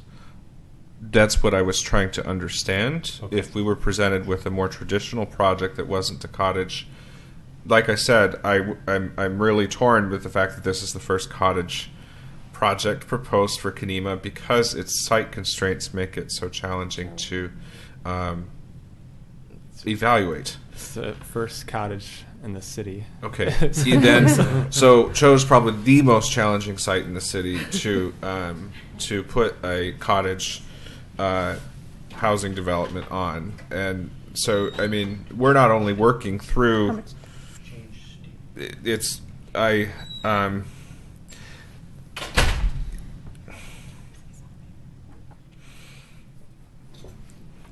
Maybe someone should throw out a motion and just Well, see Laura, what can goes. you restate our options? I'd love to. You may continue this hearing, allow the applicant to go back, do something, and then present you with some alternative. You may approve the application with conditions. You can put as many sidebars on those conditions as you want, so you can provide that level of specificity or comfort to know that it won't bounce back to you. So you could say what's off limits or what's okay. Or you can deny the application. We just want to make sure that because this is a legal proceeding, if we our draft staff report is for approval with conditions. So whatever it is that we do, that we have really good findings. So if you're looking at a denial, really specify in association with the criteria and the design guidelines why, and then we'll have to come back with revised findings for you to adopt.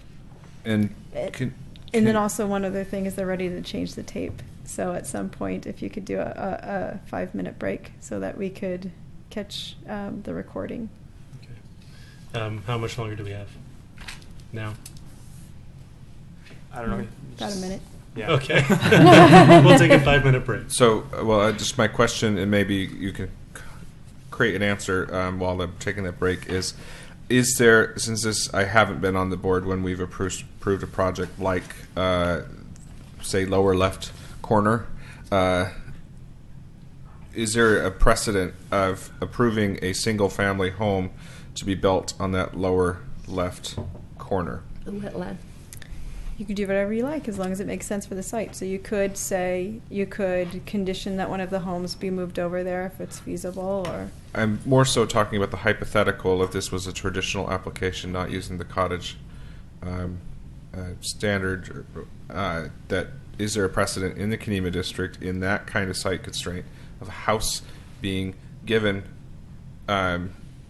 because that would require preservation incentives to build on that corner. If you look at this buildable area, that is relatively comparable to the buildable site that we approved last month. Yeah, but I wasn't here, so. It came in a couple times for design advice. Okay. What was the address? It doesn't matter. The green residence. Right across the street. Yeah. Across the street. Okay. With that, we're gonna take a 5-minute break. Okay. Banquet and Christmas celebration from 1918. Are we recording again? Yes. Okay. Let's call the meeting back to order. Thanks everyone for sticking around. So we're going to continue deliberation. Where we left off with was discussion of can anything similar to this proposal live, given the stating conditions of approval, with the R6 setbacks. The answer to that was no. Jonathan's question was, could this be developed as a series of single-family homes? The answer was potentially. And deliberation continues. I guess, Grant, Sorry, go ahead. I'm curious if you still think that the R6 setback is appropriate. I think that I could be more easily persuaded that some of the setbacks would apply, but none against the shared lot line with the Cassidy home because of the adverse impact on that site. Okay. So question for staff. So we have potential to continue for one additional month. Is that right? Without there's a maximum time frame, right? That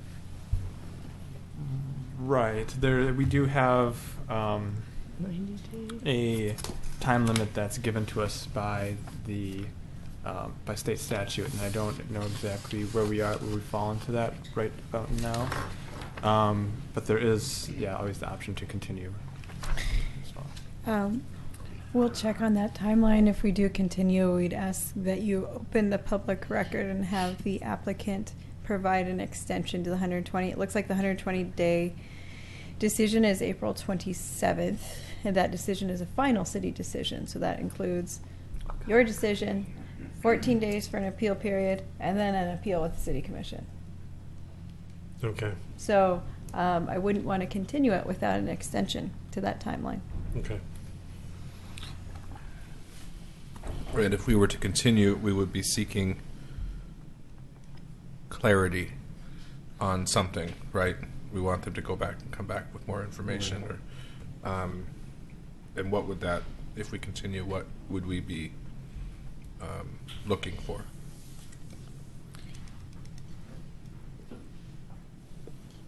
I would be looking for a design that's more compliant with condition number 2 already. So currently, as we've discussed, we don't feel that it's possible to comply with the conditions as stated with a design that could pass the review board. So the alternative to just denying the application for me would be to continue looking for a revised application that we feel could meet or be closer to meeting that with less preservation incentives. So we're open to the idea of preservation incentives, however, want to see fewer of them. Is that what you're saying?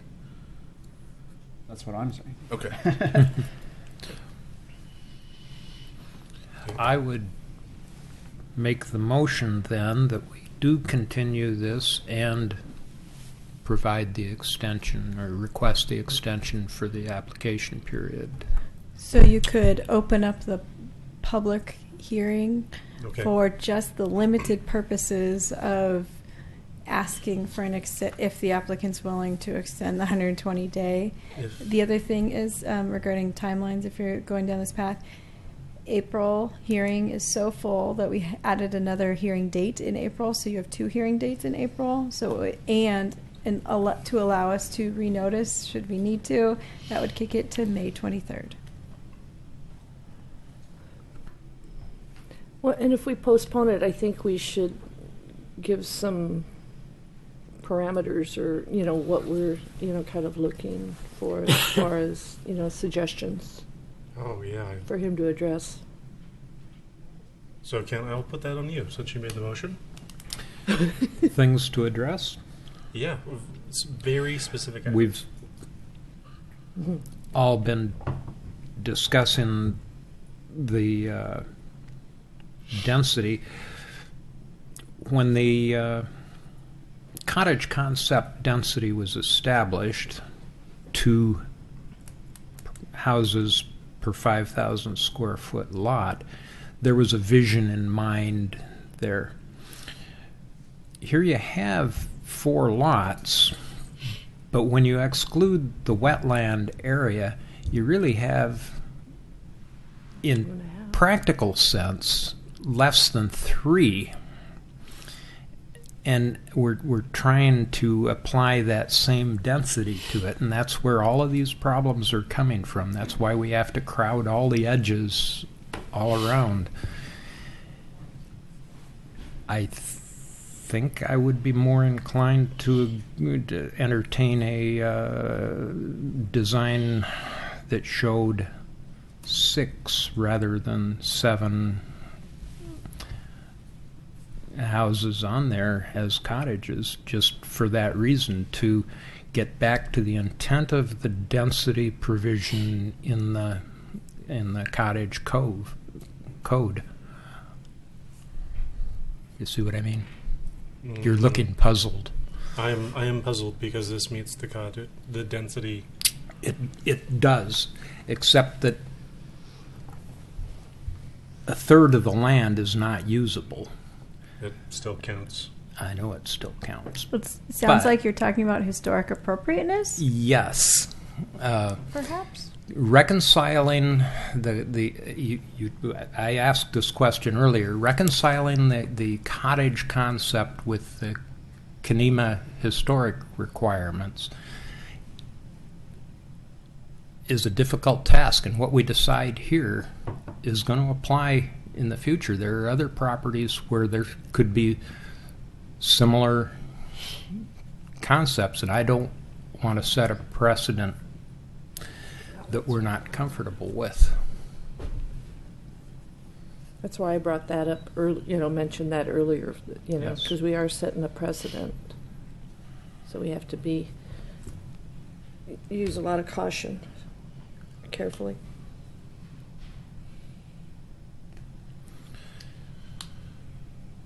Okay. What else?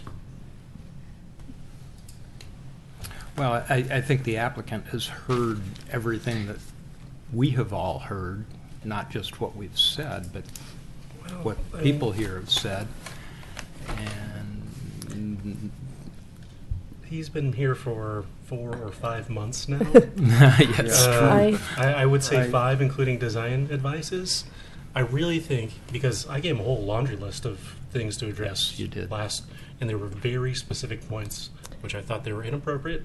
I need to go back and demonstrate specific examples of how it's appropriate or change it. And he did both. So he addressed the concerns that I had. So if we're going to ask him to come back 7 months from when he started this, I mean, let's give him something pretty solid and not very squishy. But That's Derek, what we, I'm you know, I know sounds like a long time, but we want to make sure that it's done right, you know, and so, you know, I think, you know, with the 6 structures as opposed to 7, that also allows for more infringing, you know, you wouldn't have as much parking requirement, which would then help with the setbacks, I would think. You know, combination of those 3. If, you know, hopefully that would pencil out for him, you know. Sorry, But you said more parking? no, it would be less parking required because there's only 6 houses as opposed to 7. Okay. Do we have the authority to require less parking? So the Well, parking is based on number of units, and so right. it sounds like you're saying less units equals less Less overall parking, parking. right? Less parking, right? Okay. Yeah. So one thing that you could do, if really you're just looking for one less unit, is you could do a condition of approval that there only be 6 units, and you could specify which one. With other conditions that you have. I mean, rather than kick the can down the road, you could just, if you want to put the appropriate parameters, you don't like one of the locations, you can move them around or specifically identify which one you don't want. And do we have a motion on the floor, right? We don't have a motion. We don't. Oh, we do. I We would- do, well, yeah. I will withdraw that motion in view of the current conversation, which I think has merit. Okay. So, in a hypothetical, if house number 4 was to not be there, because that's the one that has that 20-foot standard, and is also the one that is essentially the preservation incentive puts it closer to the adjacent house than any of the other ones, is my understanding. So, of all the setbacks, that house is closer because of a preservation incentive to another house than any of the other houses. Their preservation incentives aren't affecting their distance to an adjacent house because the uphill side of the beyond the lot is wooded substantially, and beyond and hypothetically, I mean, really, the Miller Street just kind of curves away from the 6 and 7. So if house number 4 was to disappear, it would, from what I'm hearing, sounds like it addresses a lot of some of the other board member concerns, and may also provide the opportunity to, if Public Works and or the other permit applications don't allow those parking spaces 10. Well, first of all, it would make 10 and 11 potentially not needed, and it solves a fair number of the concerns that we've heard from the public, in my opinion.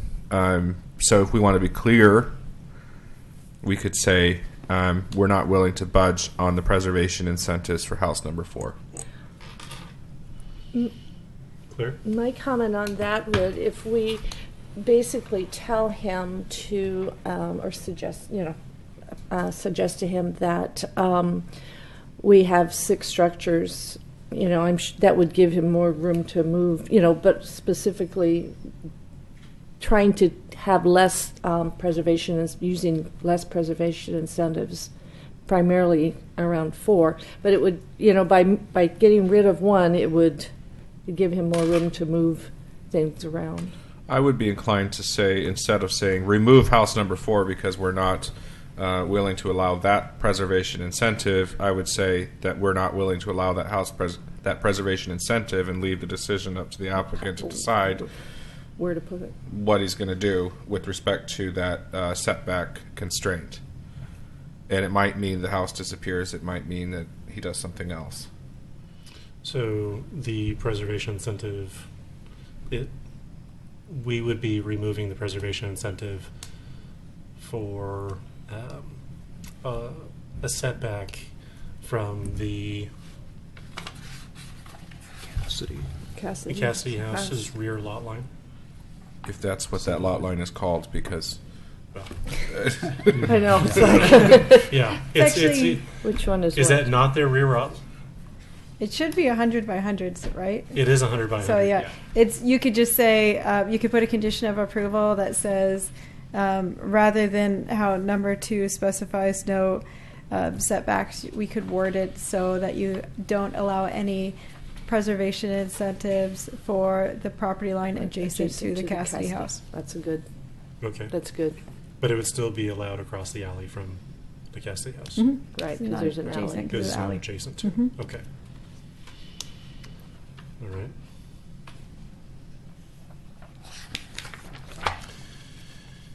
So could I make a motion in I that was just sense? Go ahead. You go. No. well, You know what? I It's your wanna- last meeting. You get to do it. I want to bring up the sliding door. Slide. And can you refresh my memory, the sliding door condition that you wrote in there, the reasoning for that? Laura?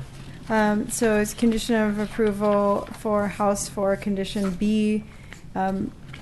We would strike sliding doors are not permitted on any portion of the house, and it would be replaced with sliding doors are permitted provided it is consistent with the elevation submitted on March 28th of 2017. And the reason for writing that condition, Trevor, was The The sliding doors It's generally. just not Yeah, regular. they're You'd be like generally- French doors. right. So I mean, I guess to me that we're allowing other more modern elements, and as long as they're in the style of visually similar to the French door, that seems reasonable. I think the reason that was probably put in the code is because sliding doors typically look terrible, but there's some that don't. So I'd be willing to entertain Derek's amendment to the motion of that of which you stated, Laura. So the motion would be to approve to continue, right? What are we doing? We are no. moving. Oh, well, I'm sorry. Oh, okay. This is a hard one. I thought we were continuing. We were just providing specific direction. That we were continuing to provide specific direction because the deletion of a house the potential deletion of a house is a substantial change. That's what I thought. So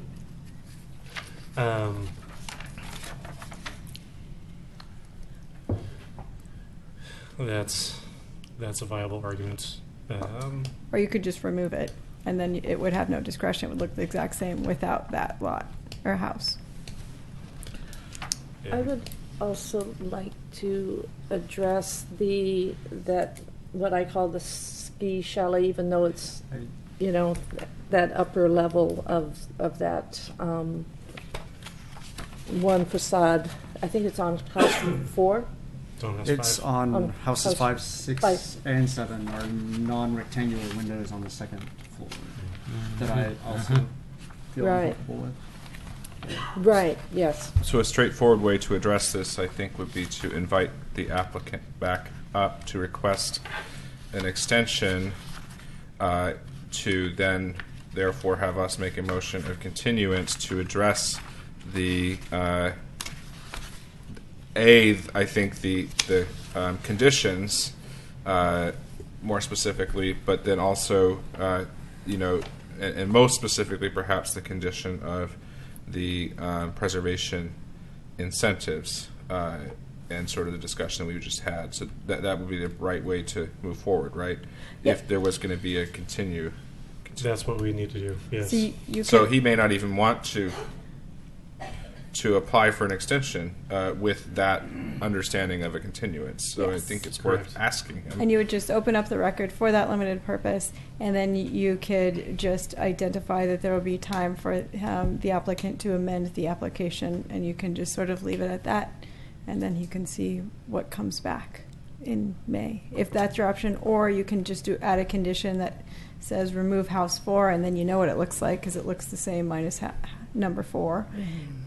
or you can start to get into more discretion. Can we just say When we- six, limit it to 6 with the, but not being able to use the preservation incentive along the Cassidy Cassidy Lake House property line? I say that we see if he wants the extension, because True. I think I would be more inclined to specifically deny the application for House 4 rather than leave it open, because it might be so different that we don't really know what it would be with just saying that boundary. Well, So- that's what I'm saying, so just let's see if 6 he wants houses, the- so he can do whichever one, but not have the property, or We're not gonna- have the We're going to open up incentives. the public hearing again. Okay.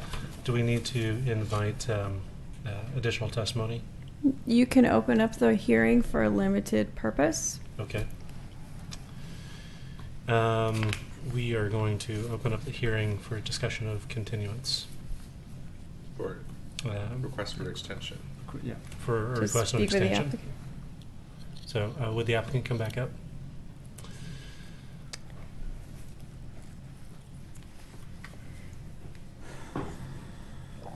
So you've heard the deliberation.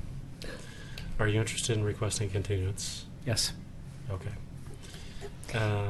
So you'd have to request a continuance to a date certain. So you'd have to list the date. Before we list that date, do you feel that you have a good understanding of what the board is requesting? My understanding is it's a request for an extension of our, to go beyond our 120-day time frame. Mm-hmm. With all the things that need to happen after our next meeting, Mm-hmm.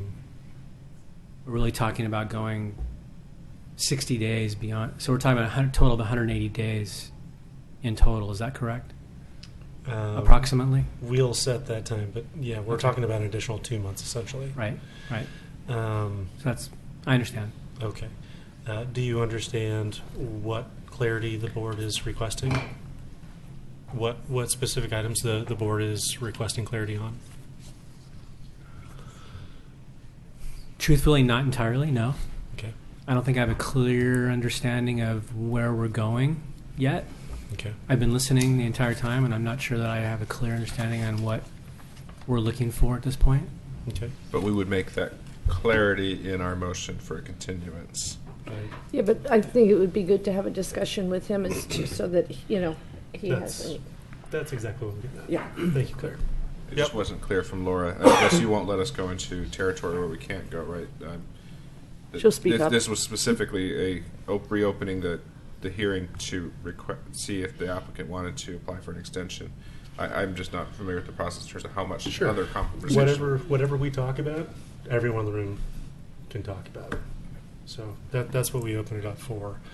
But this is directly related to the continuance. Why are we going to request a continuance if the applicant doesn't know what information we're asking about? That's kind of what I'm getting at. So I want to nail down nice and clear. So You could just be safe and open it up as well. sure. So Grant, can we start with you? Yeah. So I'll say 3 things basically. Condition number 2, which is the R6 zoning and the preservation incentives, that we're not inclined to grant those in the current state, but don't see how we could, or don't see how we could approve with those conditions and still give you a viable plan with what you've submitted. So we'll be requesting a revised design that is closer to meeting those conditions. The second item would be the chalet windows, the non-rectangular windows on the back sides of the house. And the third item for me would be the cut-ins on the roofs on houses 2 and 3. All those, the cut-ins and the windows are both specifically addressed in the staff report, that the staff report did not feel they had enough information to make a recommendation on those items and request some more information. Okay, Ken? I agree regarding the non-rectangular windows and the cutouts in the roof. Those are clearly contemporary in nature, and not really fitting. Regarding the setbacks, house number 1, 6, 7, those setbacks don't bother me. House number 4, even when you look at the aerial rendering on page 6, it just looks like it's crammed in there. Just looks really tight in every direction.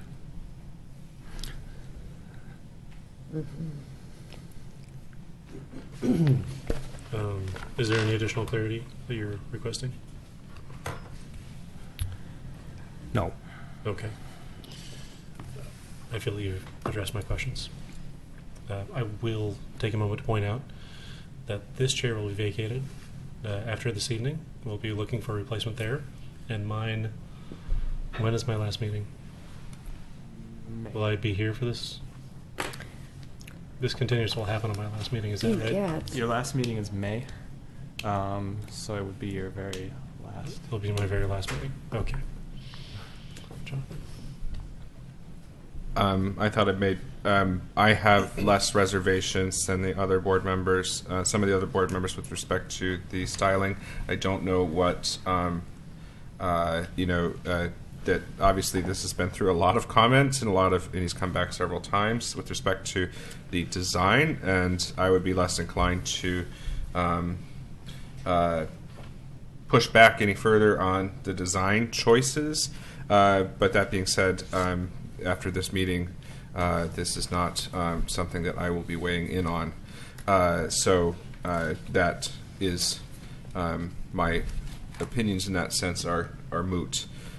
So the this primarily just that preservation incentive that affects house number 4 that I'm most concerned with, and I believe that addressing that preservation incentive would so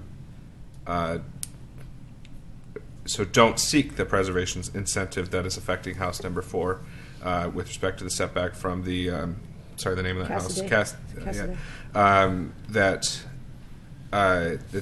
That may alleviate some of the other concerns that the neighborhood and my other board members have. So that's my big one, and I think it's being reiterated by other board members. Okay.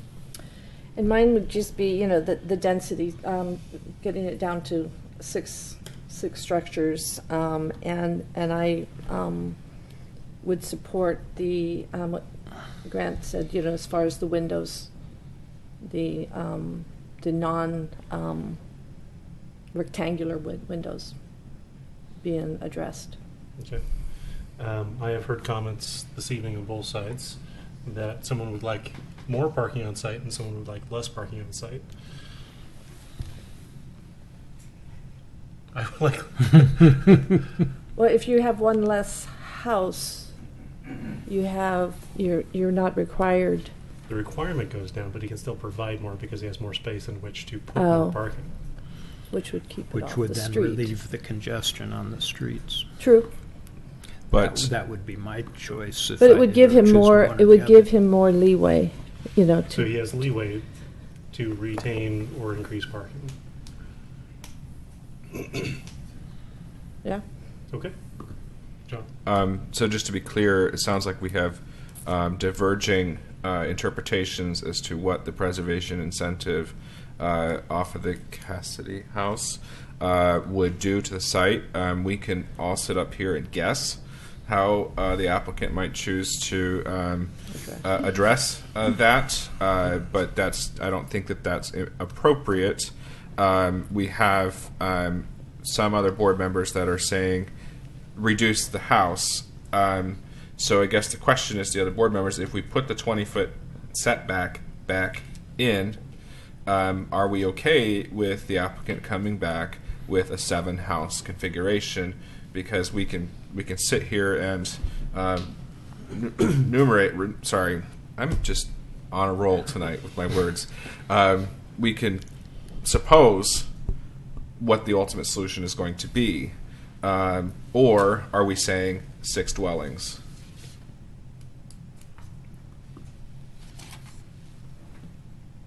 I think you know where I'm at. I would prefer the 6. My comment on that, I guess, would be that I don't want to make the decision, and that's why we offered or asked for the extension, and to give you the chance of what you prefer and what works for you the best. But I would be highly skeptical of any design that just kept the 7 but pushed it in from that boundary. It's hard for me to visualize how that could work. So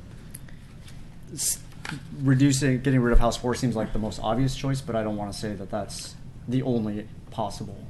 I think that's what solution. I'm addressing by just saying the 6 house, the number of dwellings. Perhaps you could okay, leave so it it's- there and then let the applicant Sure. provide additional findings as to the appropriateness. Right. And if we just say reduce it down to 6 houses, there might be another site layout that makes more sense. So that the applicant might prefer. So are we saying then, if there was a motion, that it would be just to that 20-foot? I don't think we're giving any clarity there. We are not in agreement. So your motion would just be to continue until May 23rd, and that's it. Without any. Can we say though that? I don't know how to exactly. We don't want to but- make a decision, though, Yeah. right? Right, not a decision. He can We- listen to the video and Yeah. understand what your comments are. Sure. What we should do is, thank you, Chris. Did- Unless you have anything else to say regarding what we just discussed. Unless we got I did not hear an extension to continue the 120-day date to July 11th. July 11th. Yeah, that would give you the May 23rd date, and then that would be the 2-week public comment period, and then the time for a city commission appeal, should there need to July be one. 11th? Yep. Okay. So, but So our that final would meeting would be May. this and then- final meeting Be would May be 23rd, Yeah. Well, and I because think- April's busy. Oh, okay. And I think, you had asked if, because you weren't real positive. Do you have a better idea now of what we're kind of leaning toward? Yes. I have a better idea. Let's say the idea, since we're open just for the idea, for limited testimony of the extension, Okay. Thank you, Chris. Okay. Well, unless you want to open it Did up it- to everybody. did he give you... No, Okay. So which date is it? July... July 11th. Are you requesting a continuance? Would you please request a continuance? Or extend the allowable date until July 11th? If you want us to continue this meeting. If not, we can come to a decision tonight. I'll request a continuance. Okay. To the date certain of Yes. July 11th. Yes, July 11th. Yep. Okay. Thank you, sir. So do we need to make a motion? So you can close the public hearing or Yeah. Sorry. the testimony. Well, did we get any comment cards? Any of these things? Are you opening it up to everybody else? Well, I said it was before I invited Chris up. And if you don't have any comment cards, I'm closing it. I do not. Okay. That's closed. Thank you, Chris. You can take your seat. So with that, do we have a motion to continue? So moved to July 11th. So the motion would be continuance to May 23rd. It Oh. would be at 6 p.m. in this room at City Hall. So moved. I second. Okay. Okay. Commissioner Met, Aye. Commissioner Stone, Aye.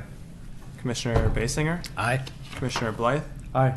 and Chair Metzen. Aye. Motion carries. Thank you, everyone. All right. Let's get back to the packet. On the agenda.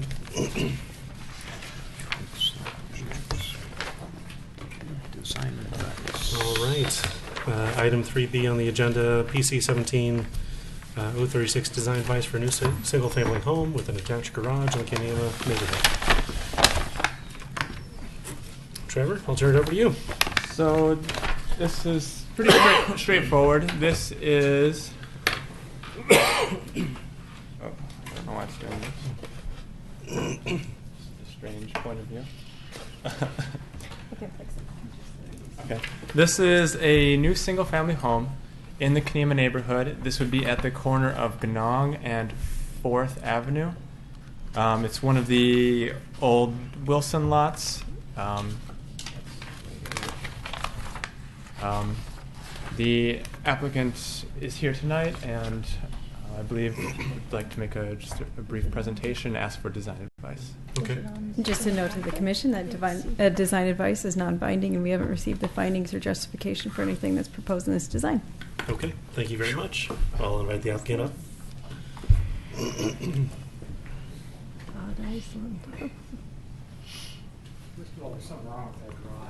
It's a little. Yeah, it's kind of Kind of squeezed. stretched out. It appears correct on our screen, though, if that's helpful. Oh, yeah. Todd Iceland Architects, 1307 7th Street, and this is John Ayers, the property owner. John Lake Oswego. We started out with this and actually submitted an application that was supposed to be heard tonight for a different design with the detached garage. But the portion of the site that was being disturbed was so huge and the cost was getting really out of hand. So we went back and scaled down the house, made the house smaller, got rid of the detached garage, and are proposing a garage underneath that's side accessed and really not visible from the street because there's 4th Street slopes up steeply. We'd be using Ganong Street as the driveway. Yeah, that looks much better. So what you'd see from the front is basically a standard home. The cross gable on the left side is actually further back. This is a very two-dimensional drawing, obviously. So it's a little unusual because garages underneath are discouraged in Kenema, and so that's why we're here, is to make sure that you don't have any objections to this. It would be about a 3-foot high retaining wall on the right side of that as you're looking at the left elevation. And then on the uphill side, we'd have about a 9-foot retaining wall, which would be a stone-faced wall there. A 9-foot tall retaining wall? Yes. Okay. It is a very steep slope, and we've actually pulled the house as far forward on the side as we can to allow for a 14% slope going up Ganong, and that's going to require regrading Ganong, which is unimproved right-of-way right now. But it will be an improved right-of-way? It will be improved for his driveway access only. Okay. And the city has agreed to that last week. Public Works agreed to let us do the regrading in that right-of-way. Okay. We've got other obstacles on this site with the natural resource overlay and the steep slope overlay as well. It's very challenging, and I think we've resolved all those issues and are moving forward. We also have a very short time frame to build this, given the natural resource and geohazards. What's your allowed disturbance area? Actually, the plan we had with a detached garage and the driveway further up the hill was allowed for the disturbance area. Okay. This is greatly minimizing that, though. Okay. Is that why you moved the garage to be underneath the house rather than as a separate? Yes, it is. Primary reason. I mean, cost is obviously another reason to do that. Sorry, I didn't see the other application that they're submitting, so I'm less familiar with the site. So the front elevation is facing. I have a street Facing view. 4th Avenue. Is it possible we can Here's pull up a the street view? rendering in there too, Trevor, of the. I think it. See it's a house across the street next door. There. That's the site right there. So it would be. I know. It would be right up along here. Where that dead snag is where the house Yeah. would be going. Because that's the basalt wall that's The lining. salt wall is actually not at the right-of-way. The right-of-way is actually about 20 feet back beyond that. It's one of those streets in Kenema that was never built where it was platted. I do remember seeing a site plan or something at one point. Site plan in there. Oh, What am I? There was an application, and the application was withdrawn. Withdrawn, yeah. And so this is design There's advice. So we the site did, plan right there. we did publish an agenda with a different application. Okay. So here's Fourth. This would be that Gnong right of way.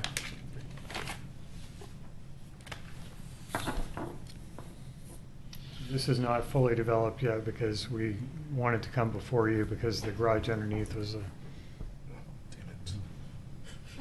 Sit down.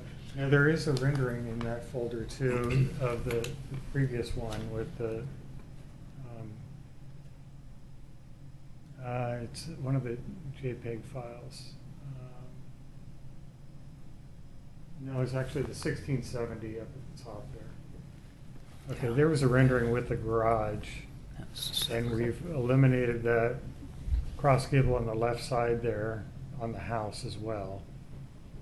Just creating a more vernacular style and then pushing that, making that smaller side porch there. So the driveway is coming up on the left-hand side and circling around? Correct, yes. Okay. And this is when it was another 30 feet back on the site. So you're bringing it up more We're bringing it closer to the closer. front. Okay. And that also saves 4 trees in doing that.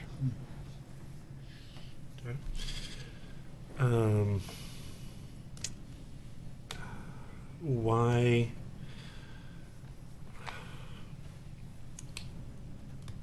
I guess your assumption is that the adjacent lot would never be built out, or that the street would never be improved? The street will never be improved. It's 25 to 30% slope, Okay. I don't understand what a tax lot is. and there are no utilities there. But that's not to say that if someone behind you wanted to build out, that they wouldn't continue They it? would have access off Fifth Street. Okay. Yeah. It gets much steeper, Oh, even a little I bit see. farther up.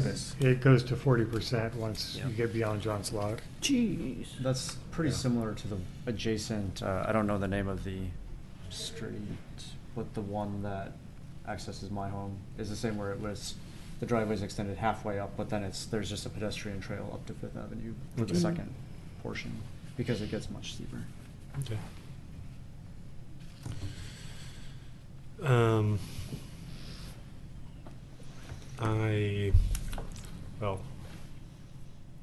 I don't think I've ever stood behind a house with a detached garage as proposed. So I would not be a favorite, even if we are saving trees for that reason. There's one under construction in Kenema right now on 4th Avenue. Which one was that? It's Ron Slide. Weissline's house. I don't know Ron Weisland. Did it come right before where the review creek board? comes down at the other end of 4th Avenue. Oh, I remember that one. It's on a steep slope as well. Yeah. And it has a 2-car garage underneath. It's a steeper slope.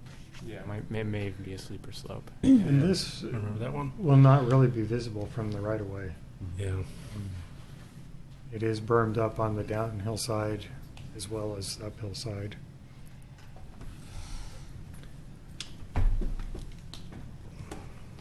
Yeah.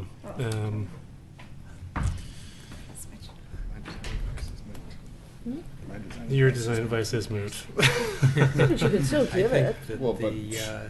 advantages to approve. of less excavation and invisibility make this a favorable way to go compared with the detached garage that we had in the rendering. Yeah, I'm still stuck on it's a public right of way. So maybe it's a driveway now, maybe it's a stair in the future. But to Claire's point, if you're building for 100 years, as I recall, there was a very steep driveway going up to the house you're talking about. And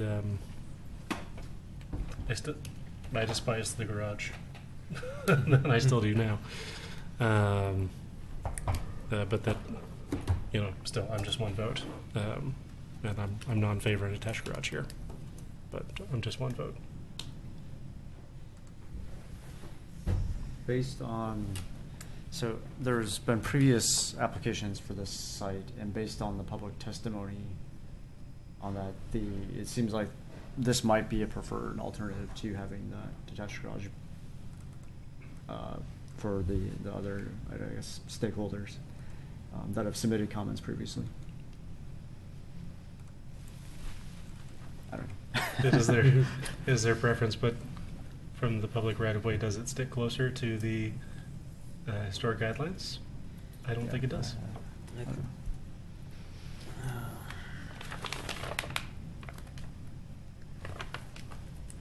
So I don't really, I mean, I know that's not something in the Kenema area, but if you go up into Portland, you know, and, there's a lot of houses, you know, because they're stacked so close together that they, you know, it's something that, it's not like it's never been used in historic properties. Well, and we're doing a side access too, not front. Oh, access. right, it's not like. Like you see right in there, Portland a lot. Exactly, West but I Hills. mean, well, true, a lot of those are right, yeah, underneath and stuff. But I mean, it's a design element that, you know, has been used not so much in Kenema, but again, we have to be cautious as far as, you know, as far as our findings or recommendations because of precedent too. On the uphill side of 4th Avenue, already Jerome Street and Apperson are both being used as driveways today.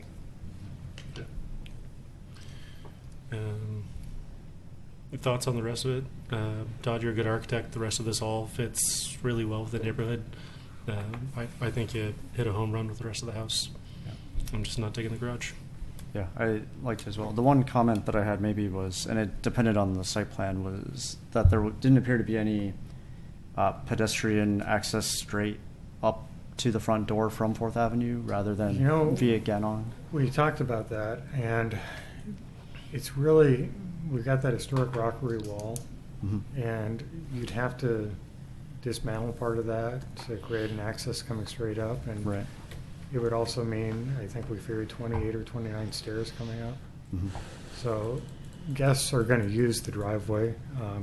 This is also going to provide parking, unlike the last application. Yeah. So, I guess my comment, I won't say that I feel super strongly either way, but no, we'd like to have that connection. We would, Yeah. but it becomes one of those where it would look great, but Mhm.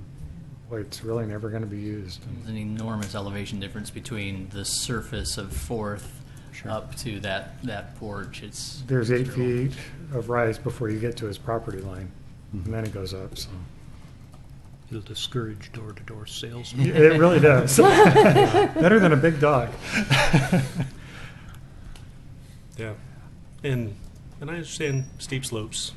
We just built ours, and the house is 50 feet back and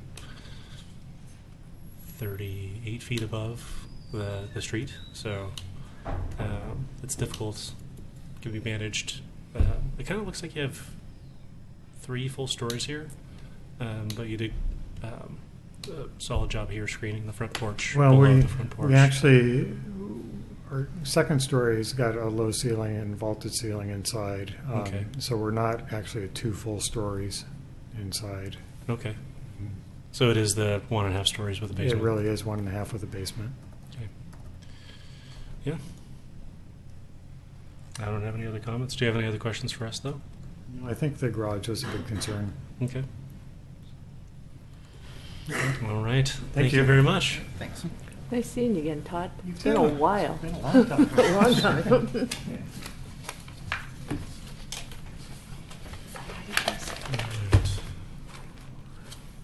Agenda.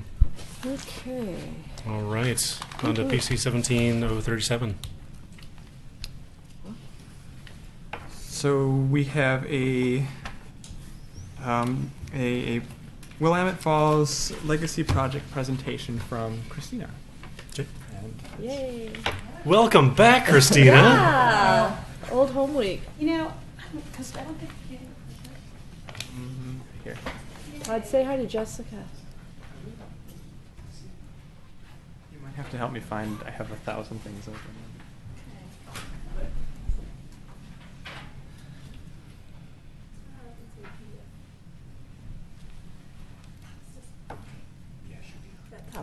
And that garage was also off a flag lot through another street. Yes. Yeah. Yes. So it was not visible from the primary street facade. Correct. Right. That's Okay. that's the theory. The theory. Did it work out that way? Mine won't. Thank you, Trevor. What Say am I while it's doing? under construction. It's visible while it's under construction. I think by the time. How? Well, you're not even logged in. I was. I did. Okay, Claire, There come we- on now. Well, no, I did. At least pretend. When I first sat down, I thought I'd had. Hi, All right, Chair Christina. Metzen. Good to see you. So tonight, I'd like to give you an update on the Willamette Falls Legacy Project Riverwalk design process and a little bit about the interpretive plan process that we're just starting. Right now, it's a little bit of information out, but I'm available to answer questions at the end of the presentation. So here we are today.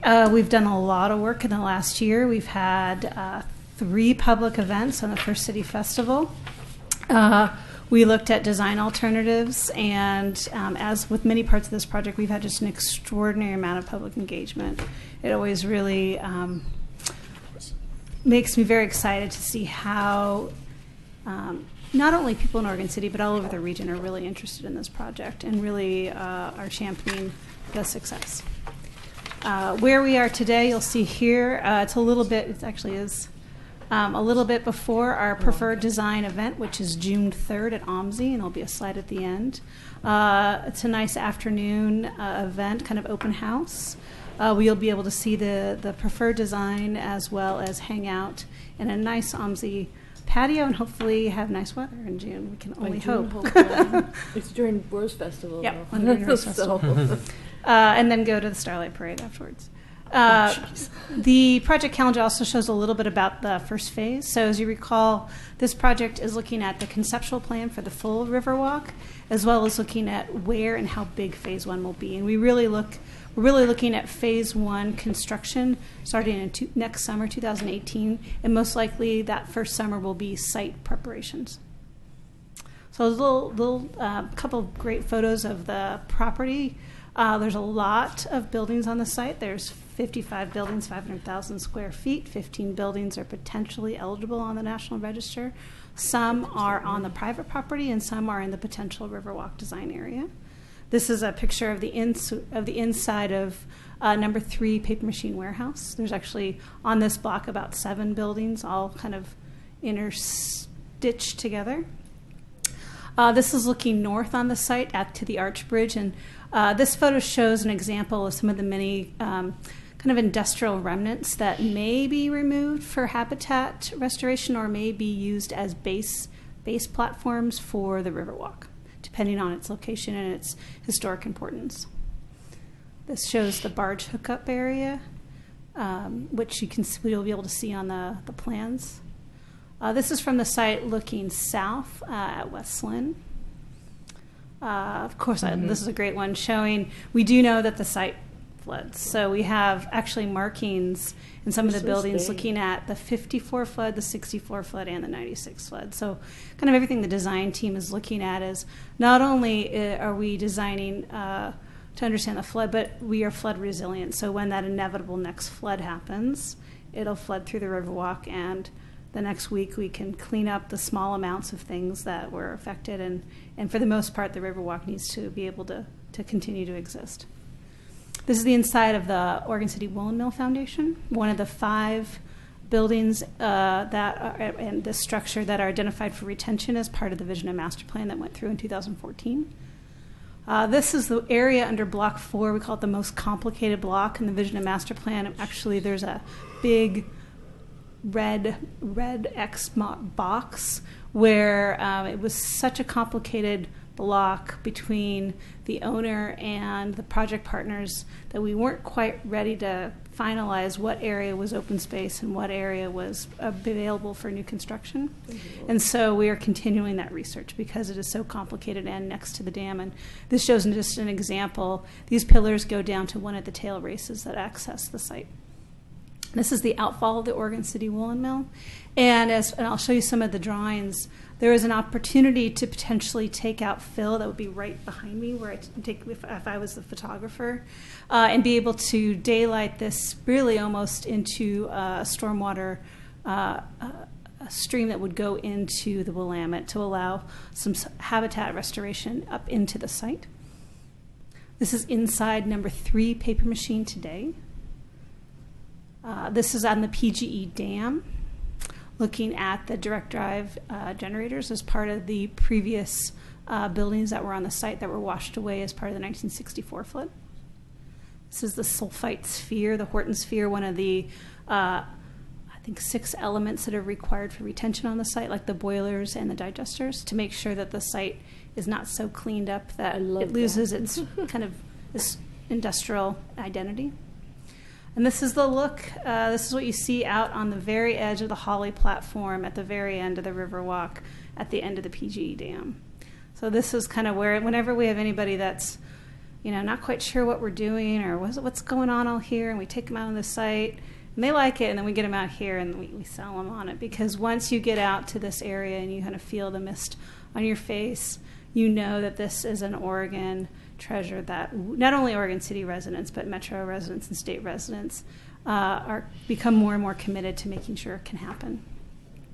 This is from that platform looking at the falls, and this more towards the summertime. As you know, the falls change dramatically over the course of the year. And I always say the most spectacular time to watch the falls is about right now, when it's about 45 and rainy. It's extraordinary. And then in the summertime, when it's about 80 and sunny and the falls are less spectacular, maybe there's another event you go to, on your way through the Riverwalk. So just to reorient everybody, there's 4 core values as part of our project: public access, healthy habitat, historic and cultural interpretation, and economic redevelopment.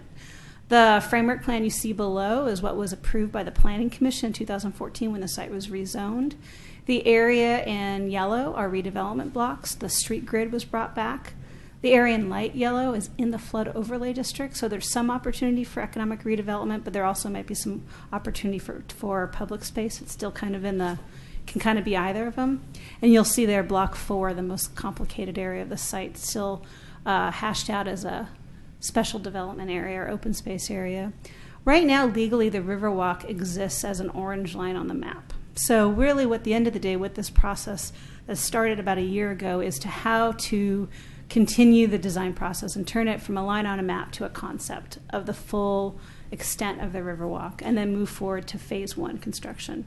So we always say with the Riverwalk, it needs to be this conceptual design needs to be aspirational, but constructible. So that's kind of the design direction given is, we want to inspire everybody and have the bar high, but we also need it to be constructible. So we've had extraordinary public events. People have also asked how the project is reaching out to the tribal community. And there are 5 tribes with both historic and active ties to the falls, and they're listed above. We have direct government-to-government outreach through the state of Oregon and state parks. But as part of this design process, we've also created a tribal advisory board that has been meeting throughout the year to look at the design. Most likely, we'll be moving forward in a Section 106 process where the tribes will be signatories, and we'll be working on kind of the mitigation projects related and the communication related to tribal access and tribal interpretation on site. Through the design process, the design team identified 9 key uses, as well as kind of additional uses that still need to be more refined either through private development or continued collaboration.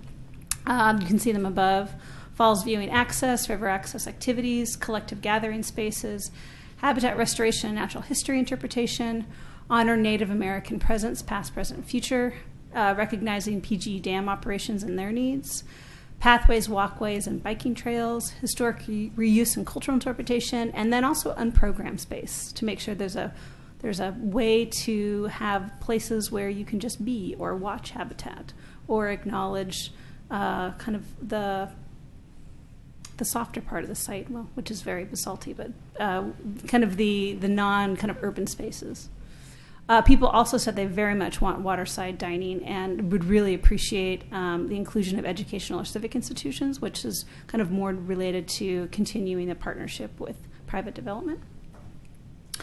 Design team put together this amazing calendar that really looks at all the different things that are happening throughout all the seasons, because we did have a design direction that this should be a 4-season destination. This is a living document, will always continue to be added, and I know we are working with our tribal community to see additional pieces related to access and interpretation they want to have on the site. So over the next couple of years, you may see refined versions of this calendar.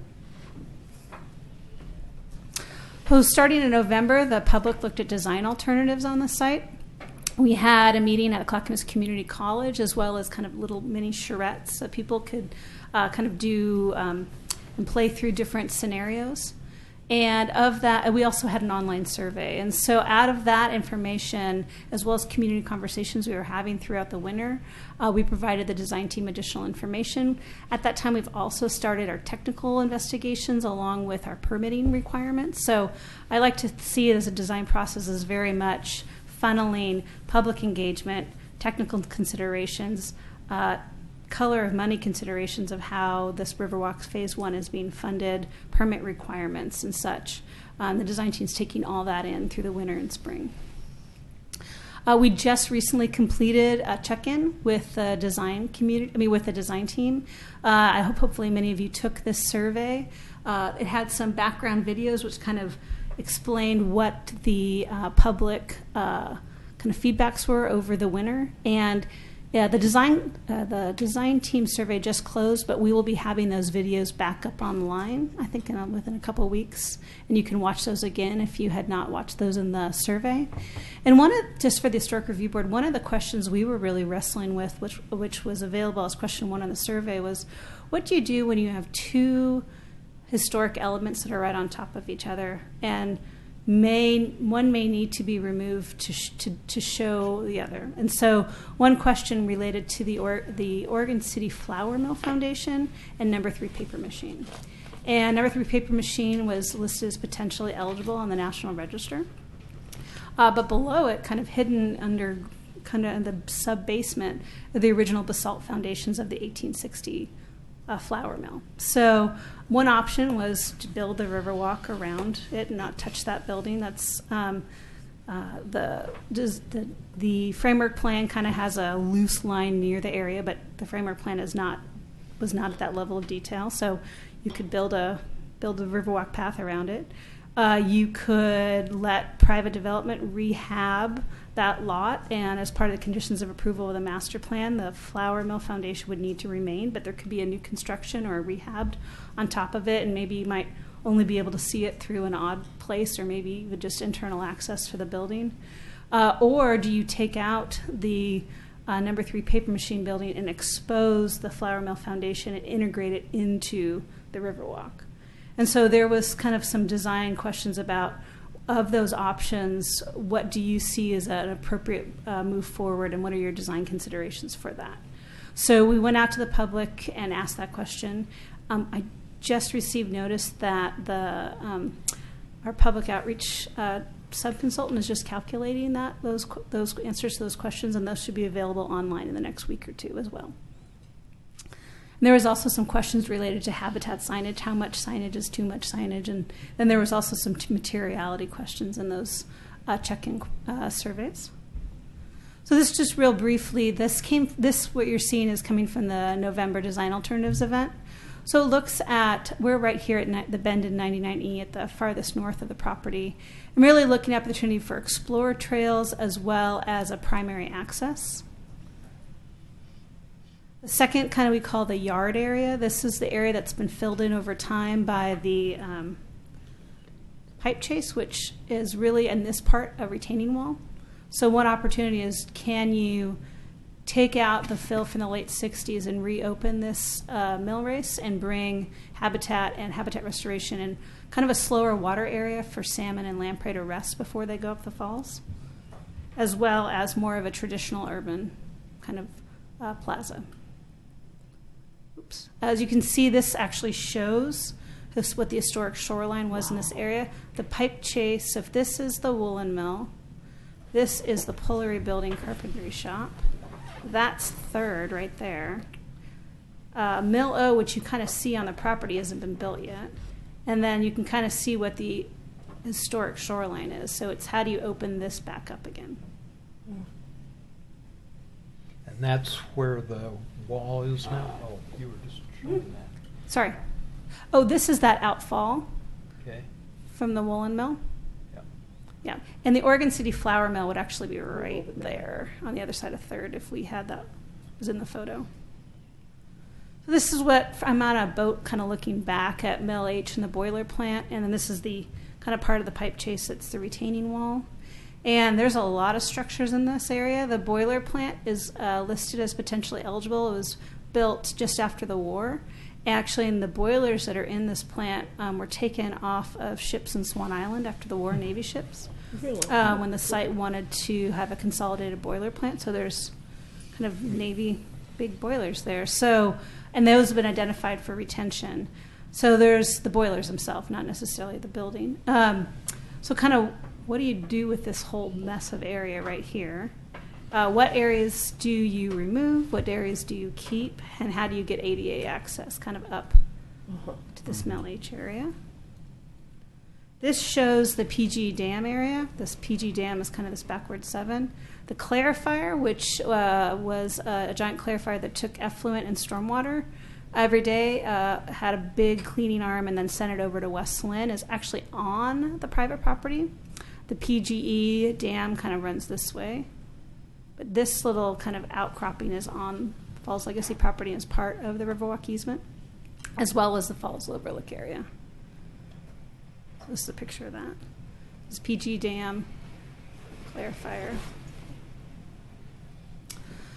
So, sorry, I'll keep going. So the design team has been moving forward with these technical investigations, and you'll be able to see their preferred plan at the June meeting.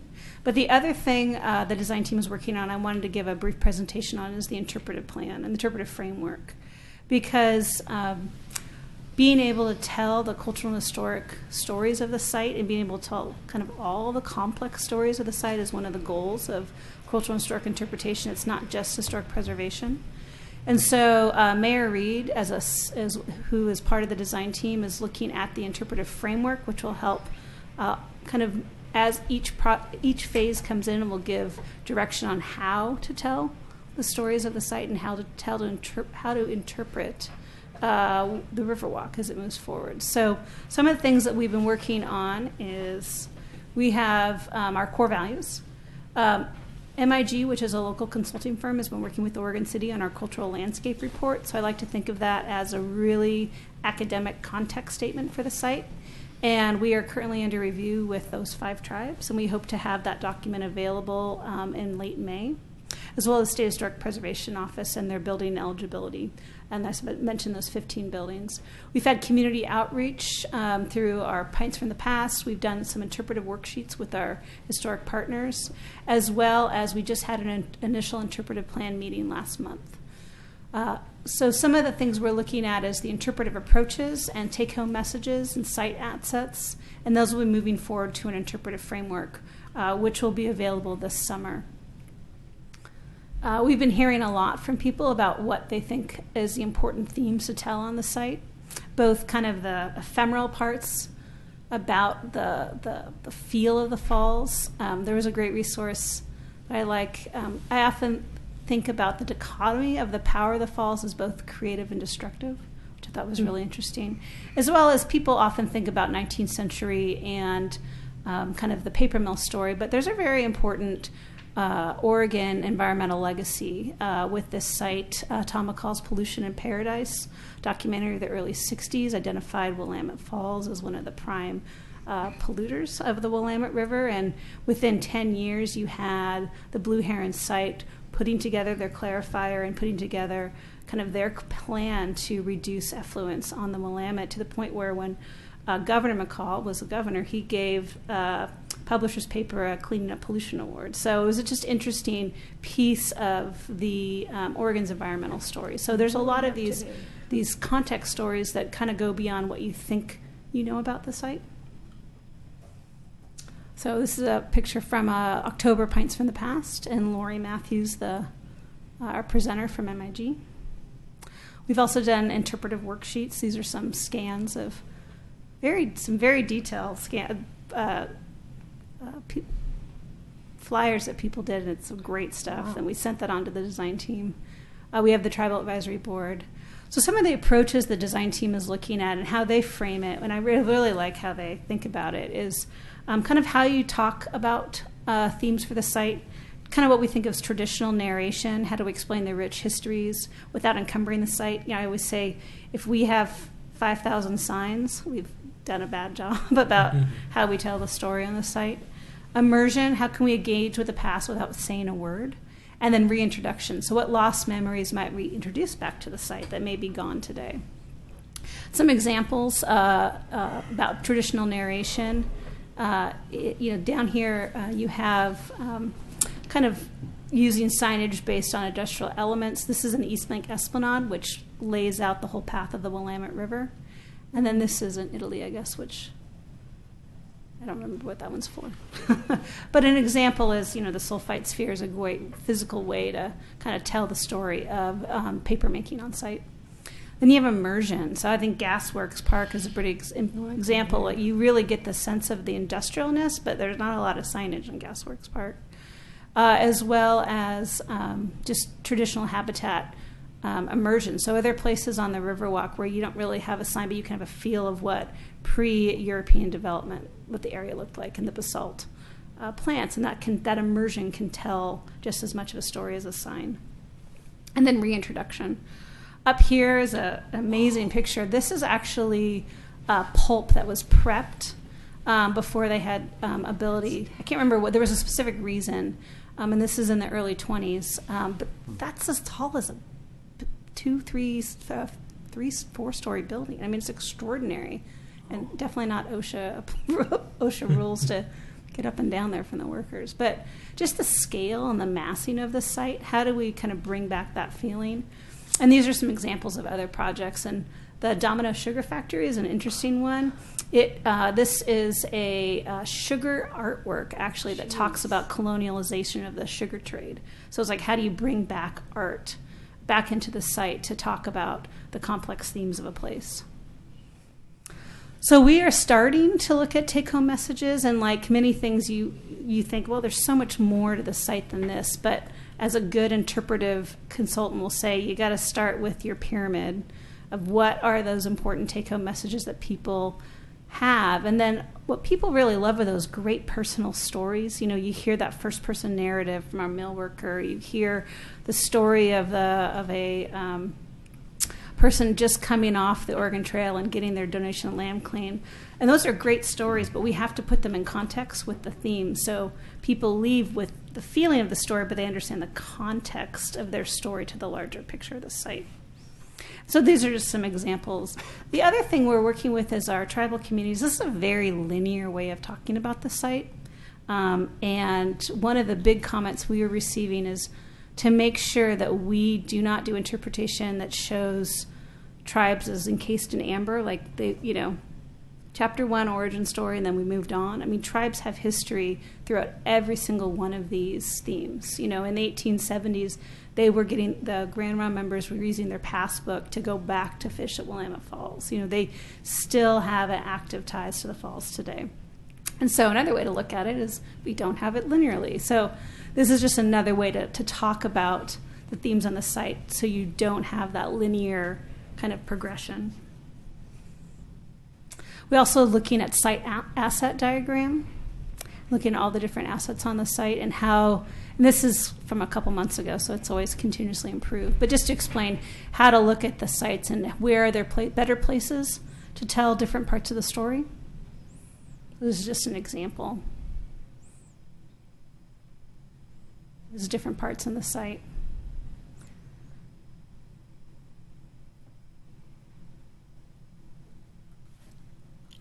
So we're going to finish up where we are today.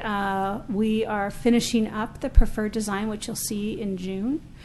We hope to move forward with phase 1, and right now we're looking at land use hearings for phase 1 really into the fall and early winter of this year. So we are trying to move as quickly as we can. We want to start site prep this next summer, and as always, permits you want to get going yesterday. So we're hoping to kind of really capitalize off of this June event and move forward as fast as we can on that first phase.